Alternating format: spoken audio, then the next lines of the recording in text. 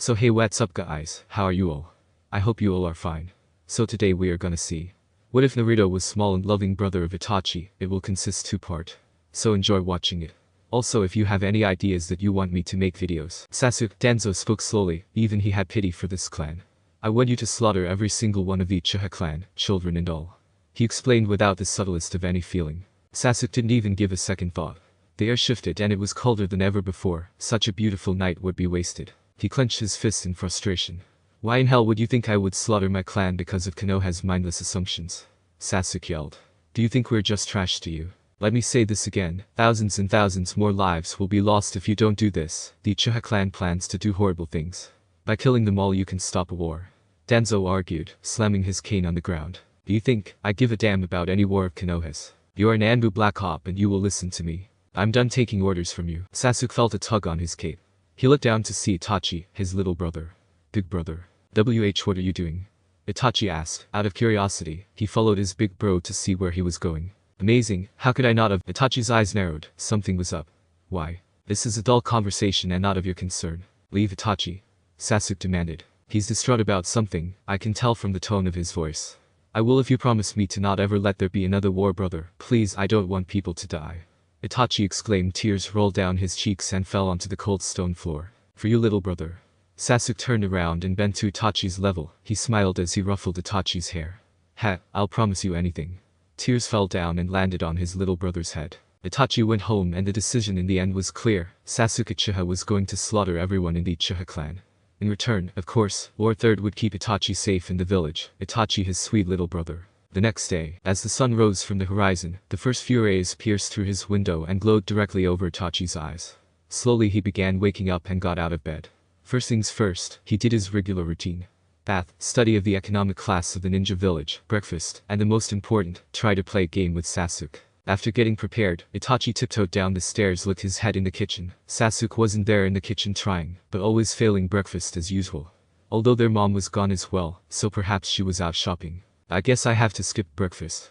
Itachi sighed after he rummaged through the cupboard seeing nothing but cobwebs. Itachi left the house and walked to school, which wasn't too far away from Uchiha town.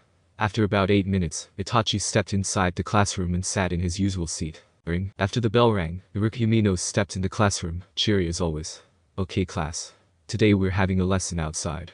Iruka was another average ninja, although he was next to the only one nice to Naruto. As usual, Naruto stumbled out the classroom, late as always. His hair was spiked in every direction possible. In fact, he still had drool seeping out of his mouth. Naruto wasn't only the worst student, but worst dressed on most occasions. Wearing bright colors just to get noticed. The class followed Iruka outside and he began his lesson. Alright, we're going to practice shuriken throwing and aiming. Iruka explained. Itachi, go first for us to set an example for your classmates. Itachi. Itachi. Itachi. The group of fangirls cheered, much to Naruto's annoyance. He was the most popular and talented person in the class.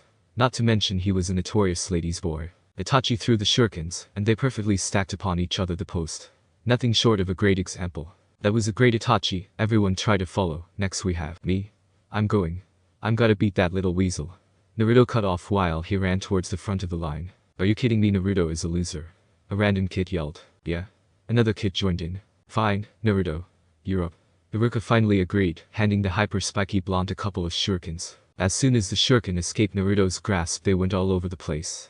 One landed above Iruka's head and the other stuck in the ground right beside the post. This set the class howling with laughter, except for Itachi. Just, shut up. Naruto clenched his fist in frustration. Why are they always? He noticed one student wasn't laughing, instead he kept a straight face. How come he isn't laughing at me? XXXXXXXXX. At the end of class, while everyone was leaving, Itachi, being his perfectionist self, tried to advance his already perfect shuriken move by adding a string to it. He caught sight of Naruto walking alone. Why are you walking alone? Itachi asked. Why do you even care, huh? You're too perfect to even notice me. That's strange because I always thought we were equals. Why equals? Naruto was taken back by this. Not one had anyone ever called him an equal. Itachi continued. But I guess it's because you lack. I lack what? Everything. Bane pops everything. Like I said. What do you have that I don't? Huh? Common sense. After school, Itachi hurried back home. He was almost at Uchiha town when he saw a shadow flicker in the moonlight. He shrugged it off and kept walking until he entered Uchiha town. Itachi looked around and saw blood splatters all over town. Right beside his foot, he saw his aunt lying in a pool of her own blood. At that instant, something inside him shattered. Is this what you were talking about? Sasuke Itachi ran towards his house. Everywhere he looked, he saw only death. The once joyous walls filled with laughter were now etched with screams of terror. Itachi slowly approached his house and slid open the shimjai. He cringed seeing the floors and walls painted with bloodstains. In a panic, he stumbled upstairs and opened the door to his parents' room. I was too late, I'm sorry. His knees grew weak and wobbly as they moved to the corpses of his parents. Mother, father, He stopped. Sasuke appeared on top of their blood-covered bodies. His blood-red eyes were luminous. Why? You did this. Warm tears streamed down his face. Didn't you? A devilish smirk on Sasuke's face. I killed them all, Itachi. And I loved every bit of it. But why? Sasuke snatched Itachi's shirt collar. You want me to kill you too? Do you still want to live? Do you have the will to fight? Tell me, Itachi, tell me right now how much you hate me. I don't hate you, Sasuke. Sasuke slammed Itachi's face in their parents' pool of blood. Tell me you hate me. I still don't hate you. That's it. Sasuke crouched down and turned Itachi over. His face held no emotion. That happy smile from long ago was destroyed. A hard punch landed on Itachi's face. Blood spilled out of his mouth and sprawled across the floor. Tell me how much you hate me. I don't hate you. Sasuke punched Itachi in the face a second time. Tell me. Just tell me. Tears quickly swelled up in his eyes, the more he stared at Itachi's utterly defeated face. Tell me you hate me. I'm just a fool, that is why I cannot hate you. Then, I no longer want you to be my brother. Sasuke picked Itachi up and threw him across the floor like a worthless piece of trash. Listen to me well, one day, when you have enough hate, then and only then can you become my brother, but for now, you will always be trash to me. Sasuke got up and left in a flash, leaving Itachi alone. Our story begins 4 years after the Uchiha incident. Itachi Uchiha would finally become a full-fledged ninja tomorrow, just like his older brother, Sasuke. Bleep bleep. Itachi turned his alarm clock off and got ready for his daily morning routine. Bath, study of the evolution and the foundation of kunai knives, and breakfast. After the water was fully heated up, Itachi stepped inside the bathtub. It settled. Today will be the day I surpass you, Sasuke. Itachi got out of the bathtub, studied, then picked up some leftover Insta ramen from last night, and finally left his apartment. Ever since that day, long ago, he's always been pitied and it sickened him to no ends. Itachi, how have you been? It's been so long since I've seen you. Are you okay? Some old lady gushed as she squeezed Itachi like a doll. Thanks and all, but if you don't stop squeezing me, I'll be late for. Hush child, you look famished.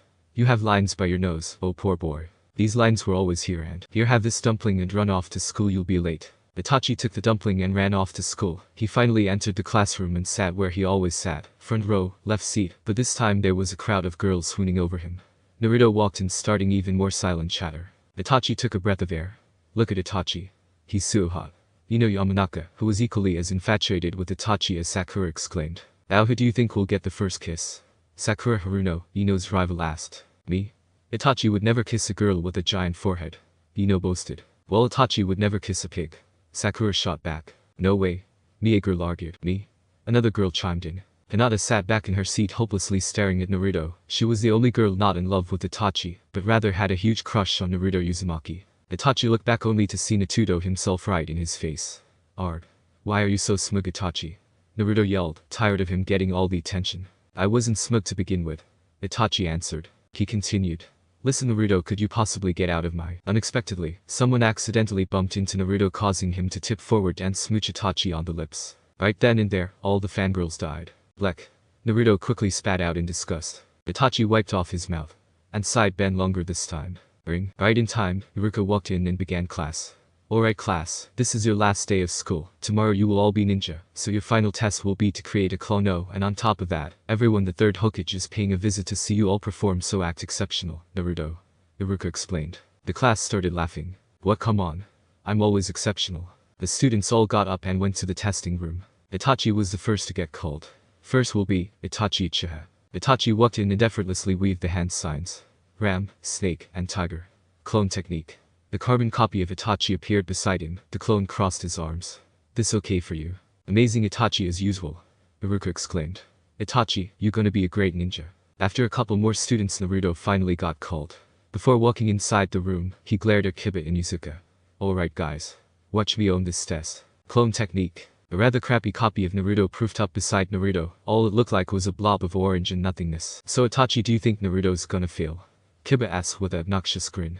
Naruto has as much as a chance as any of us, Kiba. You're right. Naruto is the worst ninja in the academy. He'll never become a ninja. I don't know why you pity him so much. You like God to a piece of shit when compared to him. I never knew how much of a fool you were, Kiba, because the second you underestimate him, the second you lose. Ring. The bell rang again, signifying the end of school. Itachi along with his classmates got their stuff and ran out. Sedenki, Naruto jumped onto Itachi and tied him up with some rope. Yo. How do you like them apples, you prissy bastard eyes? What are you doing, Naruto? Itachi flatly asked, obviously annoyed that he thought a rope could tie him down. You took everything else away from me, but you can't take away Sakura. Sakura loves you, right? Let's change that.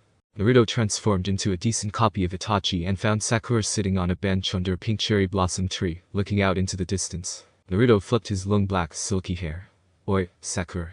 Naruto said in his best smug voice. Hey Itachi. Sakura squealed, super surprised Itachi came to see her. He chose her out of everyone else. Sakura, your forehead is so. Naruto's stomach started to grumble and roar, possibly from that expired milk that he drank this morning. Wow. Itachi is gonna be the first person to compliment my forehead. Sakura thought to herself, practically bursting with joy. Your forehead is so, ugh, I have to. Naruto started to say as he let out a giant, smelly fart. Sweat drops down. Itachi, are you okay? Sakura asked. His face was a little green, and he looked sick. Oh man. Naruto yelled as he put his hands behind his butt and ran as fast as he could to the nearest toilet. Naruto. Why are you, me? Itachi asked as Naruto bolted past him. I gotta poo up. Naruto yelled. No time to answer questions. Itachi went in the opposite direction of Naruto and saw Sakura was sitting on the bench waiting for Itachi to come back.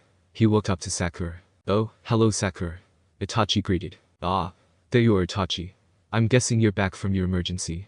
Sakura asked, pretending not to notice his clueless face. Geez, that was quick, even for you, Itachi. Emergency? Are you talking about Naruto? Oh, never mind. Itachi, you're just so dark and stoic unlike Naruto. Ugh, Naruto is way too hyper and annoying, especially when he drools over me. I bet he only acts like that since he doesn't have parents to keep him in check, right Itachi? You're just as annoying as Naruto. Itachi started to walk off. You have no idea what he's been through. I'm sorry, Sakura looked up at the falling petals. I guess I have been a little harsh on him, huh? Then, I'll be nice to him from now on. Itachi's apartment, sunset. Wow, this kid is a genius, I must say. Kakashi Hade complimented, looking through his neatly piled stuff. He's like you, isn't he? Iruka asked. Except he isn't becoming an Anbu, although it would be interesting to have him on my team. Wouldn't it? Itachi came in late to his apartment. He opened the door and dropped down his bag. Hey guys, I'm sorry late. A guy. He stopped himself and stared at the empty house. The day after, Itachi ran to school. It was the day they finally got assigned to his jounin and teammates. As usual, the bell rang and Iruka walked in. He was clearly sad today. Ahem. Iruka coughed, trying to clear up his voice as the jounin walked in. Today you will be assigned to a team. Let's begin. Kano has team 7. Itachi Uchiha. The room was tense. Everyone hoped to get paired with Itachi, especially Ino and Sakura. Sakura Haruno. Yes. Sakura exclaimed. And Naruto Uzumaki. Naruto raised his fist in the air. Whoa. Wait, he got up from his desk. Excuse me. But why am I, the greatest ninja ever, paired up with that baka, Itachi? Naruto asked. Because Naruto, we pair our worst students with our best. Naruto, you are our worst while Itachi is the best. Iruka explained, making the class crack up of laughter. You guys will be with Kakashi Hadake. He finished. Next teammate. Kiba Inizuka, Hinata Hyuga, and Shino Apurum, you are all assigned to Kuranaiki. Iruka continued reading aloud. Oh well, I didn't get in Naruto's team, but Hinata looked to her new teammates. This will still be okay. Finally team 10. Shikamaru Nar, Choji Akimichi, and Ino Yamanaka are all assigned to Asuma Sarutobi. Iruka folded up his papers. Well this guys. I wish you all best of luck on your upcoming missions. Kakashi Hadake, huh? Itachi thought to himself looking at the masked silver-haired ninja. After pictures Kakashi told them to go inside a room and wait for him to file in the photo. All Naruto was how boring and lame it all was. As punishment he stuck an eraser in the doorframe. Hee. That's what Kakashi-sensei gets. Naruto laughed as he tiptoed back to his seat. Naruto, you shouldn't have done that. Sakura scolded, on the outside chaw. What am I saying, this is gonna be so funny. The crazy inside of herself thought. Sensei wouldn't be so stupid enough to fall for that, right? Itachi questioningly thought to himself. Kakashi unknowingly opened the door and poked his head out. Just his luck, an eraser plopped onto his spiky silver hair. Naruto couldn't help but laugh out loud. Sakura as well was trying to hold it in, and Itachi as always kept a straight face. First impression, I don't like you guys. He walked in. Tomorrow for your first assignment, I don't want you to eat. Kakashi instructed. What, why?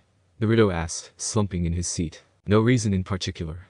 With that, Kakashi disappeared without another word. After doing what Itachi would have normally did, he went downstairs and went to the kitchen. Kakashi told me not to eat, didn't he? With breakfast out of the way, he was already out of his apartment and walking down the streets of Konoha to the Red Bridge where the newly established Team 7 would meet up. Konohamaru Suratobi, or honorary grandson as everyone called him, tripped on his long scarf, dropping all of his magazines to study his new jutsu from. Itachi picked up the magazines. What is a kid doing with porn magazines? He handed it to the kid. Here you go, Konohamaru. Itachi said. He started to walk again before once again stopped by Konohamaru. Hey mister. You're the guy that Naruto bro always complains about. Konohamaru pointed out. Oh, is that so? Although, I've always imagined you as an actual weasel. That's just my name. Your name is Weasel. That must be tough to live with. No, it's Itachi, which means, my name does translate to Weasel. You know what? That's it. Itachi, from now on, you're the boss's handyman. Handyman? Every boss needs one, you know. Itachi continued walking, finally ending up at the bridge. He saw Sakura and Naruto already there, however, Kakashi proved to be late. Itachi. You're here. Sakura squealed, running down to hug him. Humph. I don't know what you see in him, Sakura. I think he's really annoying. Naruto stated, crossing his arms and turning his head. So what? Itachi doesn't wake up every day to impress you. Sakura shot back, defending her crush. But I wake up every day to impress you, Sakura. Naruto yelled in a more ditzy tone. You'll give me a kiss, right? Yeah, in your dreams. Sakura shot back. Hello everyone. Kakashi greeted randomly appearing on the rails of the Red Bridge. Why are you late, sensei? Naruto demanded. I ran into a parade. Kakashi replied. Yeah right, Kakashi sensei. Later at a different location. So, I would love to get to know everyone a little bit better. Kakashi started off, as he flipped to a certain page in his book. Let's say what we like, dislike, what our hobbies are, and our dream for the future will be. Naruto, you can go first for us. Alright. So what I like is ramen, especially the ramen at the Ichiraku ramen shop. Oh, it's so tasty. What I dislike is the 3 minutes you have to wait after you pour in the boiling water. My hobbies are eating ramen.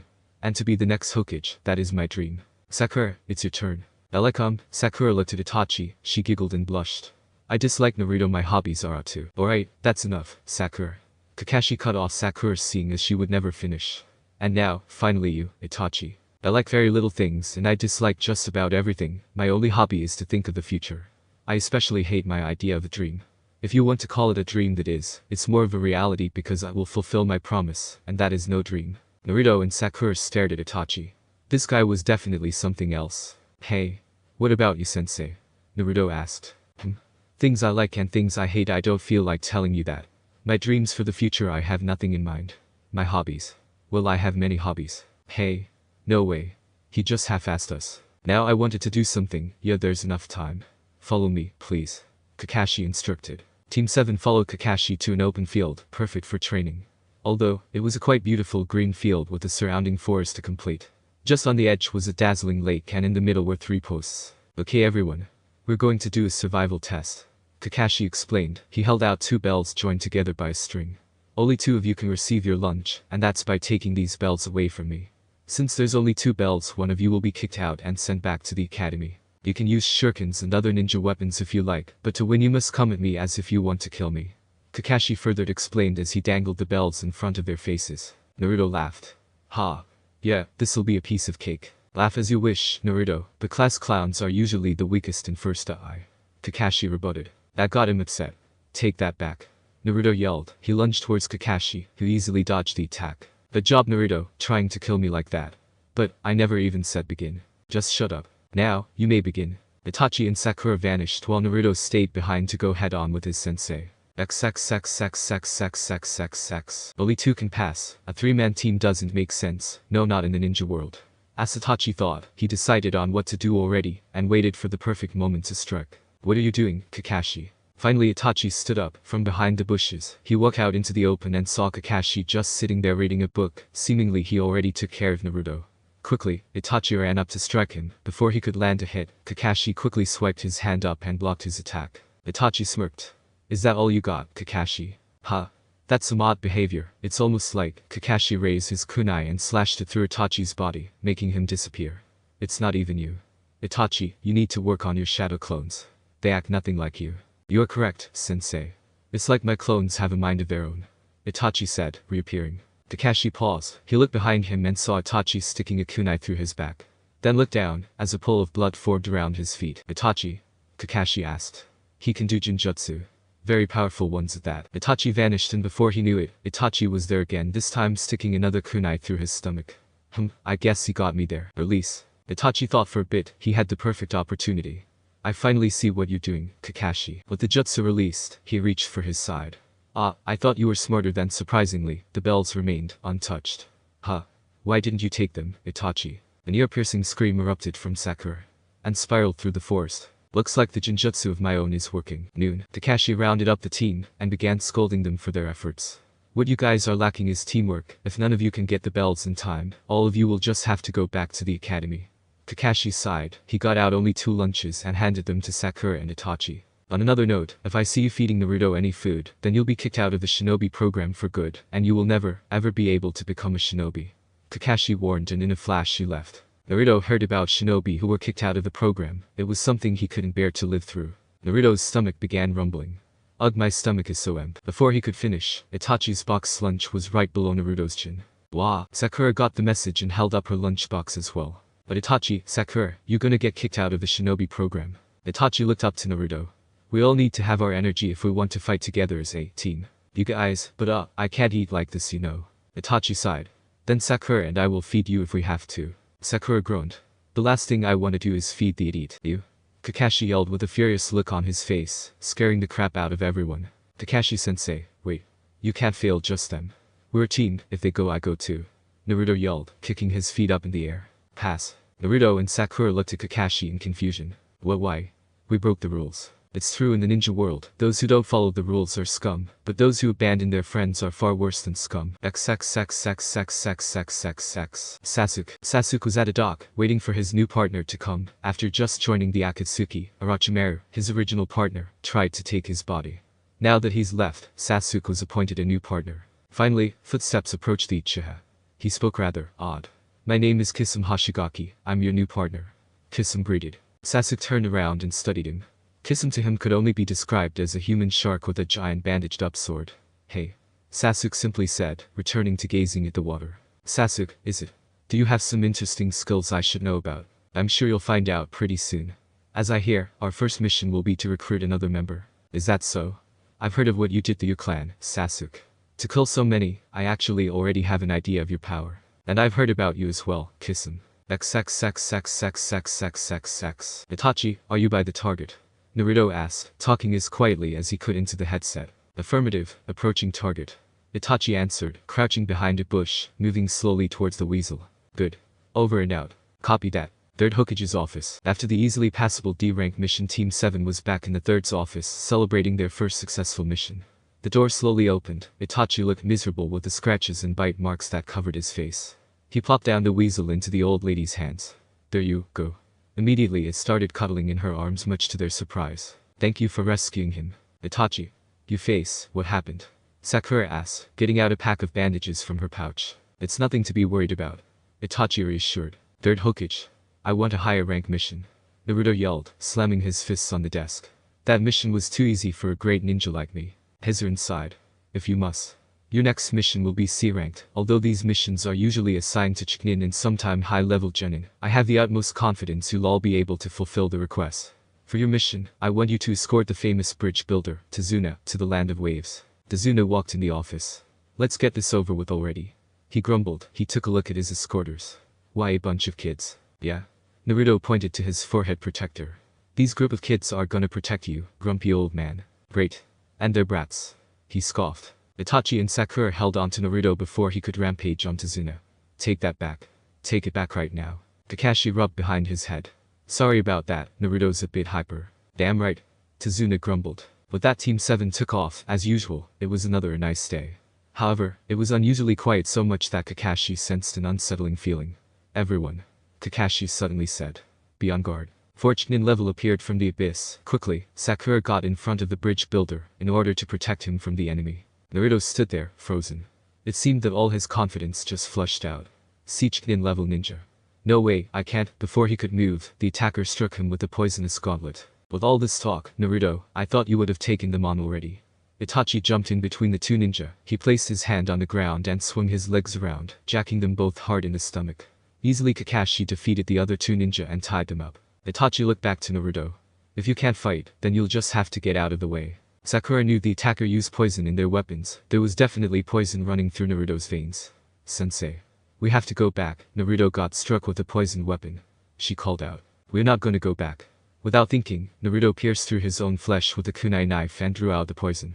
I swear on this pain, I will never freeze up, and I will never back down from a fight. Naruto pledged. Yeah Naruto, that's great being gutless and all, but if you don't wrap up that wound, you'll die for real. Kakashi flatly said. Ah. Sakura-chan, help me. Sakura reached inside her lack and threw him a roll of bandages. Naruto, don't be so reckless next time. As they were walking towards the boat, Kakashi grew more and more suspicious of the Chunin ninjas they earlier faced. Something's not adding up. Why would two high-level ninja come, especially after Tazuna, on such a low-ranked mission? The team boarded the boat and began their departure to the land of waves. Tazuna, Kakashi suddenly said. I believe there's something you're not telling us. Why were there the two ninja who attacked us going after you? So he noticed Tazuna merely sighed. He stared at the still pool of water beneath them. There's something I have to tell you. XXXXXXXXX. Finally, they arrived at the misty village and mounted the molded boardwalk. Naruto was focused on only one goal. To outdo Itachi, after he ever so smugly told him to get out of everyone's way. Rustle. Naruto threw kunai at the sound. To his annoyance, it wasn't a big bad ninja, but rather nothing at all. It must have been merely the wind. Sakura whacked Naruto on the head. Quit scaring everyone like that. Sakura yelled. I'm sorry Sakura-chan, I just thought. Suddenly, a snow rabbit hopped out of the bush Naruto marked. Wait, it's springtime, there shouldn't be rabbits with white fur. It's a trap. Everyone duck now. Kakashi ordered. Everyone ducked, and seconds after, a large sword flew past them, just barely over their heads and lodged itself in the nearby tree. The team looked up and saw a shinobi crouched on the giant sword. Did you like my pet? Kakashi immediately recognized who this guy was, Zabuza Mamachi once of Kiri.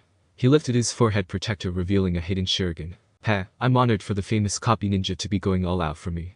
Zabuza commented. Once I kill you, it'll make my reputation even more infamous. The battlefield was covered in a thick mist making the chance of death even higher. Whatever you do, your mission is to protect the bridge builder or shinobi of the Hidden Leaf. Kakashi ordered. I'll fight Zabuza off. Team 7 created a circle around Tazuna. We got your back, old man. Don't worry. Naruto yelled. What a pitiful attempt. You really think you can protect this guy? Zabuza humored, appearing in the middle of the genin circle. Sakura, Naruto, and Itachi all stood there, frozen. He was fast. Itachi clenched fists and got out a kunai knife. Oh, a kunai knife. Got a death wish, kid? Zabuza asked. I'm already prepared to die. Really now? Zabuza raised his sword. Then let's test all. Kakashi slashed straight through Zabuza's water clone. You won't have to die. Don't worry. I'll protect you all with my life. What a touching speech. The real Zabuza appeared behind Kakashi and grabbed him. Although, I thought you were better than this, Kakashi. Zabuza lunged him into the lake and prepared a jutsu. Water prison technique. Zabuza yelled. Kakashi re-emerged from the lake with a sphere of water surrounding him. Kakashi-sensei. Naruto screamed. Everyone run. Get out of here. But you'll die, sensei. I don't want you to. If I can't protect myself, then you'll just have to go on without me. That is the way of the shinobi. I won't let you die, sensei. Itachi, I have an idea. Naruto created several shadow clones. Before attacking one of them looked towards Itachi. Do your thing, weasel. Go already, just run away. Kakashi yelled. I swore on it, Kakashi-sensei, to never back down from a fight because that's my ninja way. Naruto yelled. The clones ran up and began to attack. A circle of clones surrounded Zabuza. Effortlessly, he swung his sword and destroyed the clones. The real Naruto, not to Itachi. That should have been long enough for Itachi. He handed him a Fukma shuriken. He threw the shuriken only for him to easily dodge it. You think that can kill me? Zabuza yelled. Itachi dispersed into a flock of ravens and reappeared behind Zabuza. He used that same Fukma shuriken and lodged it through his body. I must have been placed under Jinjutsu, but how? As soon as Zabuza released the Jinjutsu, Naruto already had a perfect opening and landed a punch on his face. Zabuza no longer has the ability to hold the water prison technique, and the jutsu released. Naruto dragged himself out of the water. Naruto, Itachi said. He smiled. That was brilliant. Naruto smiled. Oh yeah, whatever, you're not bad yourself. Kakashi, now free of the prison, used Zabuza's own special water technique he picked up from the shuriken. Zabuza was freaked out. Somehow, Kakashi copied his every move. Just as he was right about to finish him, a masked hunter nin appeared along with the mist. The hunter nin threw several perfectly pinpointed senbon at certain areas of his neck. What in the who are you? Naruto demanded. I am hunter nin sent to kill Zabuza. The hunter nin explained. He picked up Zabuza's body and disappeared along with the mist. Hunter nin. The hunter nin is a ninja sent to track down and kill missing nin. Let's say another village was to kill him, then they would have access to precious knowledge of enemy nations. Kakashi explained. So what? I'm just pissed that the hunter nin killed him in like 5 seconds where we had to do all that work just to get him weakened. Naruto complained. There are those who are stronger than you, Naruto, and even stronger than me. Kakashi. Stronger than you, sensei. That's just how it works. Kakashi collapsed on the ground. Sakura and Naruto both began screaming. Kakashi-sensei. Don't worry. Itachi reassured as he approached his sensei. He's merely collapsed due to chakra exhaustion. Itachi picked Kakashi up and heaved him onto his back. Oh wait. You guys can stay with us. Tazuna offered. It's the least I can do. Naruto crossed his arms. Damn right. Tazuna's house, next day. Kakashi suddenly woke up. He looked around and saw a woman staring at him. Oh Kakashi-san, you're awake. Tsunami greeted. She placed a plate of soup on the nightstand next to him. The kid took you into her house after you collapsed. I hope you get better soon. Thank you. Tsunami left the room, leaving Kakashi to collect his thoughts. I have a feeling you're not really dead, Zabuza. That hunter nin gave me all the clues I need to figure that. I guess it might be time to finally begin a little technique training. Kakashi lead Team 7 to a nearby forest. Okay everyone, here's your first training session. He walked up the tree, regardless of crutches, and demonstrated their objective. All I want you to do is walk up this tree, without using your hands, just your feet. The only hint I'll give you is to concentrate your chakra flow to the soles of your feet. Too much and it will break, too little and you won't be able to stick. And now, you may begin. Naruto, Itachi, and Sakura took a running start up the tree. As soon as Naruto's feet touched the tree, he fell down. Ow ow. He rolled onto his back. Damn, this is really hard, right? Naruto's eyes wandered up to Itachi and Sakura's tree. Both of them were already far up the base. Everyone got up there. Hey. What's the big idea? Kakashi examined his students. Well, females usually do have high stability in their chakra control, and anyone who uses Genjutsu must have near precise control over their chakra. After a while of watching Naruto try again and again, Itachi and Sakura sat together on a branch. Itachi simply started reading a book, while Sakura continued to watch Naruto train. Sakura, Itachi. If you want, you can visit the village. I just have the feeling you two are getting bored up there. Sakura nearly let out an excited squeal. Yes. I'll be able to be with Itachi, without Naruto annoying us. Itachi, along with Sakura following, jumped down from the tree branch. No, I'm fine here, sensei. Well, and I'll stay too. Sakura added, a hint of disappointment in her voice. Whatever suits you. Naruto fell, face down onto the dirt. He got back up once again. Instead of running up the tree again, he walked over to Sakura and rubbed the back of his head. Hey Sakura-chan, could you help me with this? I wanna see exactly how you do it. Naruto asked. Huh? Oh, of course, Naruto. Finally they're getting the teamwork. Kakashi thought to himself, noting Naruto's gesture. Itachi, Kakashi called out. Now that I think about, I would like you to protect Tazuna, just make sure no more enemies come after him. Itachi left in an instant, leaving Sakura and Naruto alone. Naruto grinned. Guess we're alone, huh Sakura? Shut up and don't you dare get any ideas either. That night, long after Sakura and Kakashi left, Naruto was still in the forest trying to complete his sensei's lesson. He fell back down again and again, but every time he got right back up. Each time he got closer and closer to reaching the top. This is it now, Naruto. I'm gonna do it this time. I'm gonna go all the way. Naruto took a running start and ran straight up at the tree. He felt the wind course through spiky hair as he neared the top. A huge grin formed across his face. I'm almost there. Yeah, crack. The certain bark he placed his foot on was tender and broke easily under his weight. Whoa, Naruto began falling down. Ah. Before he hit the ground, a hand grabbed his arm and pulled him up. It was Itachi. Itachi, oi, I thought you were protecting Tazuna. It's near midnight, Naruto, they've all went home. Also, I had a feeling you might still be here. Naruto regained his footing onto a nearby tree branch, while Itachi jumped off. Hey wait, where are you going? Naruto yelled. I'm going back to Tazuna's house, you should stay here, Naruto. I don't want you to become a burden to the team. No way. Naruto clenched his stomach. A ninja needs their food. Naruto took a step and the branch broke off. Tazuna's house, those two are late. Sakura grumbled. What's taking them so long? Finally, Naruto and Itachi burst through the door. Naruto and Itachi, you're finally here. Tazuna greeted as they took their seats at the table. I have to eat as much as I can, I need the energy to fight. Itachi thought to himself as he started to rapidly eat the food. Itachi looked up, he saw Naruto eating his food even faster than him. He looked up and evil-eyed Itachi. You're my rival and I can't let you always beat me. I'll give him what he wants, then, a rivalry. Itachi started to eat faster than Naruto, and Naruto ate even faster than him. Naruto gave Itachi a dirty look while Itachi just looked at him the way he always did. Sakura sighed. Doesn't Naruto even know that he can't beat Itachi?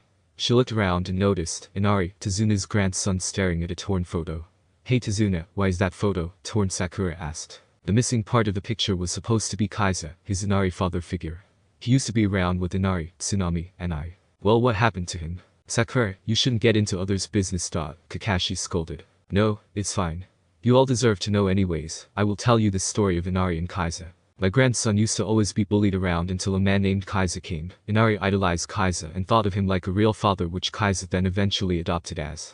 And since we've all lived as a family. It was on one day, it rained very hard, a flood emerged to threaten the survival of our small village. As everyone lost hope, Kaiza single-handedly risked his life to close the floodgates, when no one else would. From that fateful event on, Kaiza earned the title, Hero. Although that ceased to last. One fateful day, Gaten came to our country and put us under his control. Kaiza, of course, wanted to stop Gaten, but he proved no match against Gaten and his gang. As punishment, Gaten executed him right in front of everyone, including my grandson, crushing the villagers and my grandson's hope. Since then no one has ever risen up against him. That's why, Inari abruptly stood up from his seat. There is no such thing as a hero.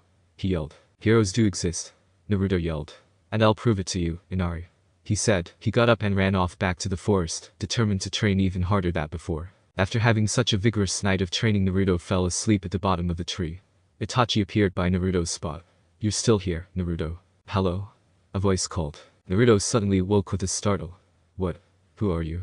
He asked as he wiped the drool off his face. Itachi took a look at this person. She was a very beautiful girl. She wore a flowery pink kimono along with a black choker, and in one hand, she carried a basket nearly half full of herbs. My name is Haku. The girl answered with a smile. My name is Naruto Uzumaki. Naruto proudly proclaimed, standing straight up. Itachi Uchiha. Itachi answered as well. This is definitely the hunter Nin we met before, and there is no doubt in mind what she actually did to Zabuza, but what am I to gain from attacking a member of the Yuki clan? It's nice to meet the both of you. Itachi noticed the girl's basket. It wasn't full yet. Although, her jutsu won't be easily defeated with the fire jutsu I possess. If I go head to head with her right now, there's also a possibility of Naruto attacking me. Haku, let me help you with that. Itachi offered. Oh this? You don't have to. Defeating Naruto will be easy, with the 9 tails factored in, even if you'll resent me, it is all for the better of Konoha. I insist. Well, if you insist. She turned around and pointed to a section of the field. Most of them are this way. Hey. I'll help too. Besides, Itachi just picks all weeds. Naruto yelled as he ran after them. Haku, Itachi, and Naruto went over to a special section of the field and began to pick up some herbs. Itachi. You're only picking the weeds up. Naruto pointed out. Haku laughed. No Naruto, Itachi's picking up the herbs, you're picking up the weeds. She sweetly said. Naruto's face started to turn a dark shade of red as he sheepishly threw the weeds back on the ground. Naruto, Itachi, if I may ask, do you have a dream? She asked, plopping another handful of herbs into her basket. To be the Hokage. That is my dream. Naruto exclaimed. I don't have a dream. Itachi simply stated. If I attack my own teammate, the Konoha Council will act hostile to me since I am an Uchiha. Although I could care less whether they hate me or not, they'll cease to keep me in the shinobi program, and I won't be strong enough to keep my promise. My dream is to protect someone precious to me. Haku said. I believe you are strongest when you're fighting to protect someone precious. Haku explained, picking up more herbs. Yeah, I agree. Naruto exclaimed. Like Iruka-sensei, Kakashi-sensei, Sakura-chan and Naruto looked over to Itachi. And you too, Itachi Weasel. Itachi stared at the ground. He realized something. Fighting to protect someone precious. He thought about Kakashi, Sakura, and Naruto. Then what have I been really fighting for? Not one of them are the least bit precious to me. As soon as Haku's basket was filled to the brim, she stood up. Thank you both for everything. She thanked. Oh, and I'm a boy. With that, he began walking away. Sweat drops. Wow. He's prettier than Sakura. Naruto said aloud in amazement. He pumped his fist into the air. Alright. I got a tree to run up. He yelled. Itachi began walking back. When you're done, Naruto. Just go back to Tazuna's. Huh? There's something off about Itachi today. Hey Itachi. Come on and race me to the top. I bet I'll win. That is the last thing I want to do. I finally realize what I am truly fighting for, my promise. That night back at Tazuna's, everyone waited for Naruto to burst through the door yet again. Bam. The door burst open and Naruto stumbled in. Although he had bruises and scratches all over his face, his wide grin proved he was super happy. Hahu, I finally did it. I made it to the top. You should have seen me, Itachi. Itachi took a look at Naruto. Do you honestly think I care? Naruto's smile dropped. What? You're just wasting your time. Inari yelled, tears streamed down his face. Gaten will defeat you. He always does. That was it. Why can't you just believe in us? The only thing you are is a crybaby. Naruto yelled. He left the room, making everything go silent. Inari ran outside to the porch while Itachi and Sakura left the table and walked back to their rooms. Kakashi stood up and went outside to the porch. He saw Inari sitting down and sulking. Kakashi sat down next to Inari. Inari, I'm sure Naruto didn't mean what he said. Naruto also grew up without a father and suffered through a lot in his life. When he was your age, Naruto used to cry a lot just like you, but unlike you he got tired of crying. I think he's just upset about how much he sees in himself when he looks at you. Kakashi explained. Inari stared at Kakashi. There was something about Naruto that just gave him some sort of hope. The next morning, seeing how bruised up Naruto truly was, Kakashi decided to leave Naruto in bed, while the rest of Team 7 left to protect Izuna while he finished the bridge. As soon as they arrived, however, an unsettlingly thick fog covered the bridge. Itachi looked around. What's going on, sensei? I'm not sure, but be on guard just in case. Sakura moved closer to Itachi. She wasn't sure what she could do except become another burden. Suddenly, several Zabuza clones appeared in front of Itachi and Sakura. Itachi took out a giant shuriken and hurled it at the clones. Easily, they evaded it. However, much to their surprise, the giant shuriken circled back and destroyed the clones. I knew he was going to come back. Kakashi thought to himself as Zabuza and the hunter nin appeared. Are you surprised, Itachi? Zabuza asked. Kakashi pulled out a kunai knife. Fortunately, no. Itachi used his giant shuriken and clashed with Haku's own kunai knife. I had a feeling I would meet you here, Haku. Itachi said. Itachi jumped back and weaved several signs as fast as he could. Fire release. Great Dragon Flame Technique. Itachi yelled. A gigantic fiery dragon head spewed out of his mouth and shot straight towards Haku. Quickly, Haku leaped into the air to evade the attack. Disperse. The dragon head dispersed into a huge fiery explosion. With no time to dodge, Haku got caught in the explosion. Itachi looked up. Somehow, Haku landed on the bridge with nothing but a slightly burned leg. He was quick. Interesting, he dodged the entire attack. This time it was Haku's turn to attack. He threw several senbon at Itachi, but easily he dodged them. So the Uchiha brat can keep up with Haku. Zabuza thought to himself, watching the two battle. Haku prepared a powerful jutsu. He's better than I thought, much better. Demonic mirroring ice crystals. Haku yelled. Several ice mirrors surfaced and circled around Itachi. My next move will have to be, hey guys. The hero's finally here. Naruto yelled as he ran over to the battlefield. Sorry I'm late, I had to take care of some business. Zabuza was about to step in when he saw the hyper ninja running towards him. There's no need. I will finish them both. Haku reassured as he slipped into the mirrors. Zabuza stood back, trusting Haku to finish them off. Okay, with Naruto attacking from the outside I think we can. Yo, what's up? Naruto greeted. Itachi looked back to see Naruto was already in the mirrors with him. Ha weasel. I won't let you take all the credit. Perfect, alright. I think all we gotta do is take these mirrors down.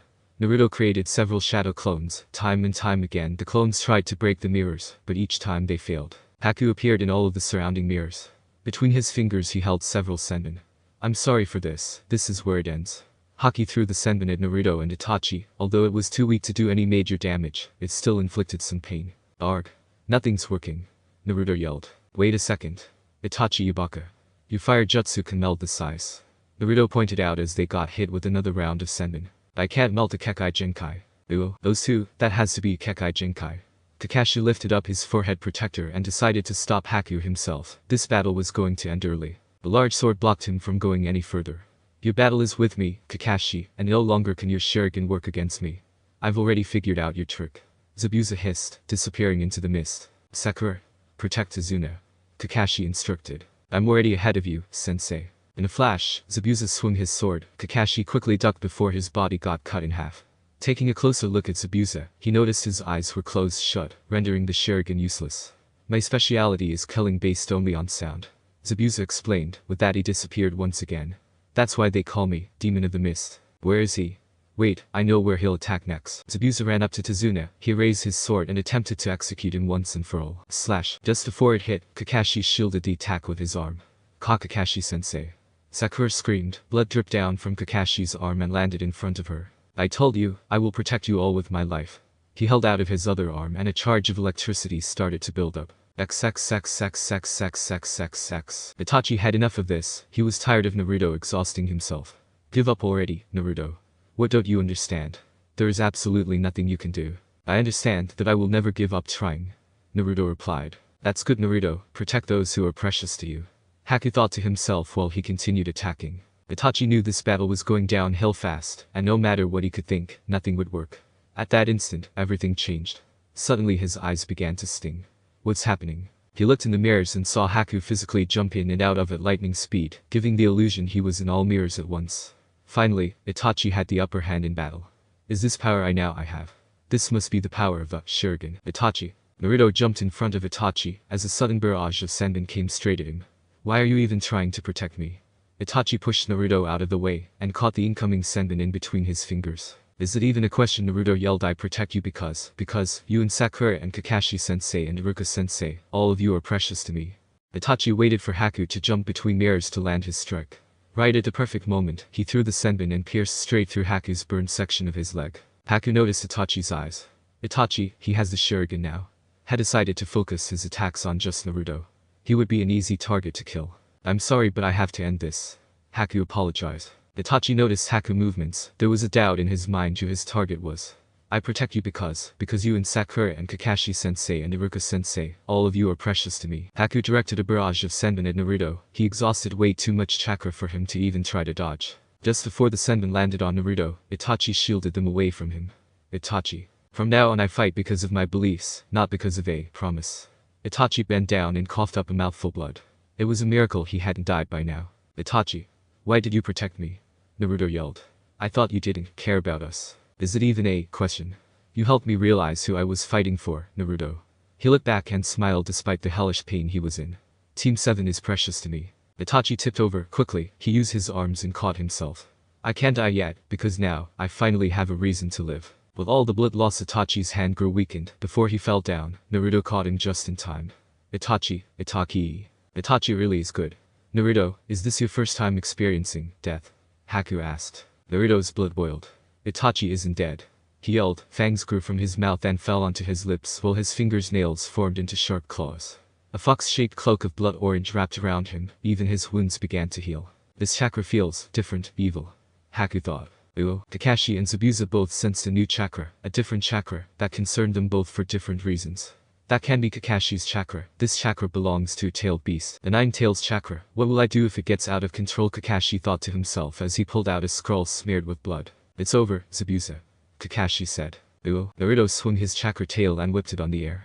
Seeing as there was nothing he could do, Haku went back to his regular attack. He threw several senbon at Naruto, but just a mighty roar reflected all the senbon. Haku took a different approach this time. With Naruto's new powers, his senbon were useless. He went front on and went to attack in close range, but before Haku could even reach Naruto, Naruto's chakra arms extended and grabbed Haku. He flung Haku through one of the mirrors, breaking it easily. With one mirror broken, the rest shattered, destroying the jutsu. Haku landed far off in an obsolete part of the bridge. Pieces of his mask started to crumble and fall onto the bridge.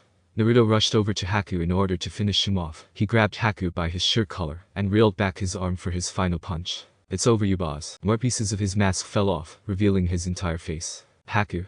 Naruto's fox cloak dissolved, returning him to his original form. Haku looked up. Why are you sparing me? He asked. Out of anger, Naruto punched Haku in the face, making him fall backwards. He got back up. I failed my master. Now I am nothing more than a broken tool. All I have left is to die. Haku explained. Why do you want to die so badly? Naruto asked. Because, from the time I was born, I've always been of no use to anyone, except for one. Flashback. In the land of water, I once lived in a small village. However, a war broke out, changing everything. After a narrow victory by our people, those possessing a Kekai Genkai were feared and hated as they were a reminder of the past war. My family and I were once peaceful, but my mother hid a secret that she kept even from her own husband.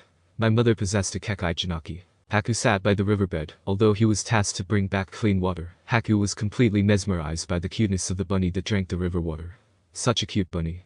Haku gushed. Suddenly, out of nowhere, a duck drove past by it, and water was about to splash on the poor thing. Somehow, Haku was able to manipulate the water, letting the bunny hop away, dry.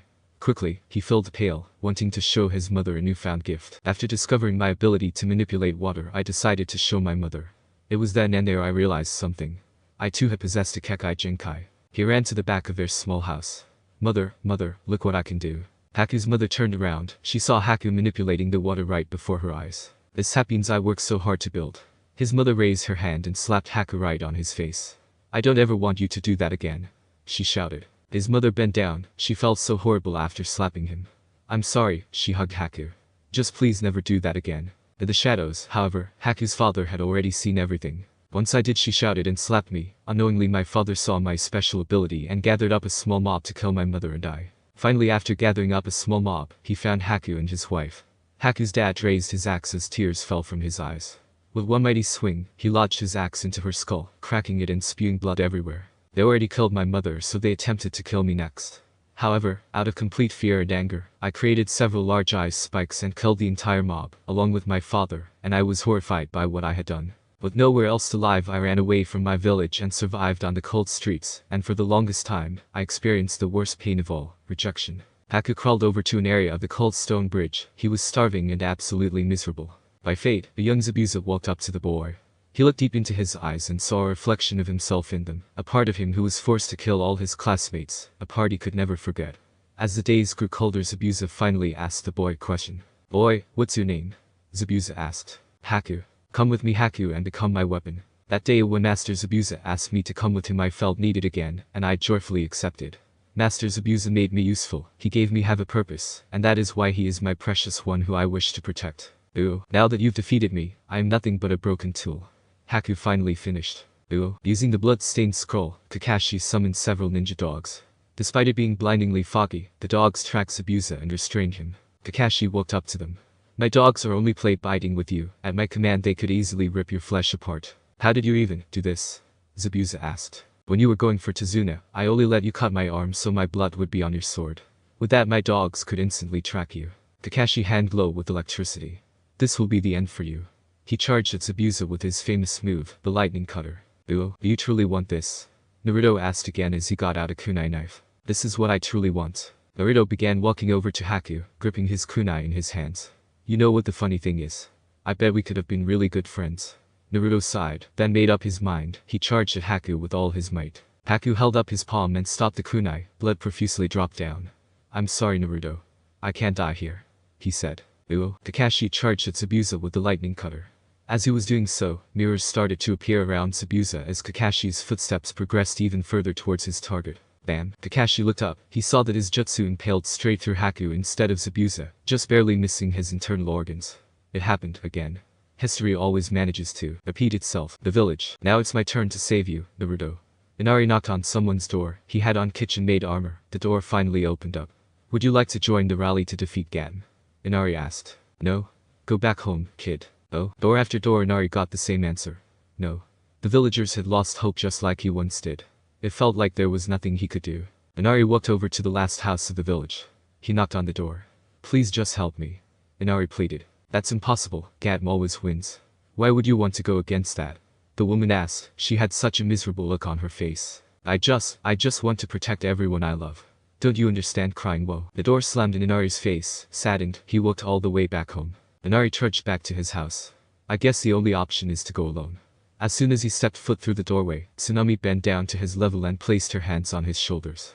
"What are you trying to do, Inari?" Inari raised his strainer. "I'm going to fight Gaten." "What aren't you understanding? You can't fight Gaten," she yelled. He stepped back from her. "I am Kaisa's son, so I have to fight and be a hero." He turned around and ran off. Unfinished bridge. Naruto looked around. Haku was nowhere to be seen. What happened to Haku? He picked up his kunai and ran off to search for him. Naruto kept on running and running until he finally found him. "Haku!" Naruto yelled as he ran up to them. "But Haku!" Zabuza pulled out his sword and attempted to slice Kakashi. Quickly, while carrying the corpse, he jumped away from Zabuza's strike. "Sensei!" Naruto yelled. Kakashi took his hand out of Haku's body and laid him on the ground. "Naruto, stay out of this," he ordered. But the mist nearly cleared up. Sakura walked up to Naruto. She didn't see Itachi with him. "Where's Itachi-kun?" she asked. Naruto looked away. He squeezed his fist. He wasn't strong enough to protect him. "I understand." Sakura escorted Tazuna to find Itachi herself. Finally, she found Itachi lying in his own pool of blood with senbon all over the place sticking up from his back. "Itachi-kun," Sakura started to say. She bent down to Itachi's level and held his hand. "I was always one of the best students in our class. I knew the very first to the very last rule to being a shinobi," Sakura said to Tazuna. "Do you know what the first rule is to being a shinobi?" Tears dropped down on Itachi's hand. "Shinobi must never show their feelings." Faintly, Sakura felt Itachi's hand squeeze her own. "Itachi-kun," Sakura broke down and cried, breaking the first rule of shinobi. Uo. Zabuza and Kakashi clashed again, lightning cutter to blade. Every single time, Kakashi knocked back Zabuza. With one fell swoop, Kakashi's lightning cutter shot through Zabuza's arm, rendering it useless. Zabuza used his one good arm and held up his blade to attack. Yet again, Kakashi knocked him back, and with another fell swoop of his kunai, he struck Zabuza's other arm, making both of his arms practically useless. The blade dropped onto the bridge. So the great demon of the mist finally drops his sword. Everyone turned around to see Gaten himself, along with his gang, arrive at the bridge. "You still haven't killed Tazuna yet, I see," We'll just have to execute him ourselves. What will you do now, Zabuza? Looks like Haku's dead. Gaten said out loud, seeing Haku's cold, lifeless body. Haku was just a tool to me. Now he is useless. Zabuza scoffed. I could care less. Naruto could take this any longer. What are you talking about? You were precious to Haku and now you're just throwing him away like that, Naruto yelled. You don't treat others like objects. Haku was never your tool. He clenched his fist, tears started streaming down his face. Haku died believing he was a tool. Nothing more than just an object for your use, Naruto said a bit more quietly. Haku's dream, his dream was to protect a bastard like you. Protecting you was his entire life. Zabuza stared at Haku's lifeless body. Ooh, flashback. Haku, hurry up and put that thing down. Zabuza ordered as they trudged up the damp hill. Haku sadly dropped the brown rabbit and let it hop away, in front of Zabuza. He dropped his head in dismay. Fine kid, play with it. Zabuza grumbled. Haku's head lifted up as he continued to play with the brown rabbit. Training. This time, Haku practiced throwing senbon at live targets. Each throw, he hit them perfectly. Zabuza walked over and inspected the targets. They weren't dead like he wanted them to be. You're too nice, Haku. You hit them all in the least lethal places. Zabuza pointed out as he took out the senbon from their bodies. I apologize, Master Zabuza. Next time I'll kill them and become your ultimate weapon. Ooh. Zabuza as well felt tears rolling down his face. This kid got him to cry. Zabuza tore off his bandages, revealing incredibly pointed teeth. Yeah, that's right. I bet you're surprised I'm not a demon. He motioned to Naruto. Blonde kid, give me that kunai. Zabuza instructed. Naruto handed him a kunai, and he clumped it in his mouth. Immediately, he took off towards Gaten's incoming gang. Zabuza slashed through his gang with ease. The pain he felt didn't matter since he kept on going. His only goal was to kill Gaten. Zabuza quickly approached Gaten. There's only one place demons like you and me go to, Zabuza started to say. What are you going to? Gaten stammered, terrified. We're going to hell. Zabuza screamed. He struck the kunai in his stomach, making blood splatter everywhere. Gaten tipped back. No. I don't want to go there. Please. Zabuza lifted up his leg and pushed Gaten into the lake, where he finally drowned. Thank you, Haku. Zabuza huffed. With the last of his energy he fell down. Sakura and Itachi. Itachi shifted his head. Sakura? Itachi hoarsely asked.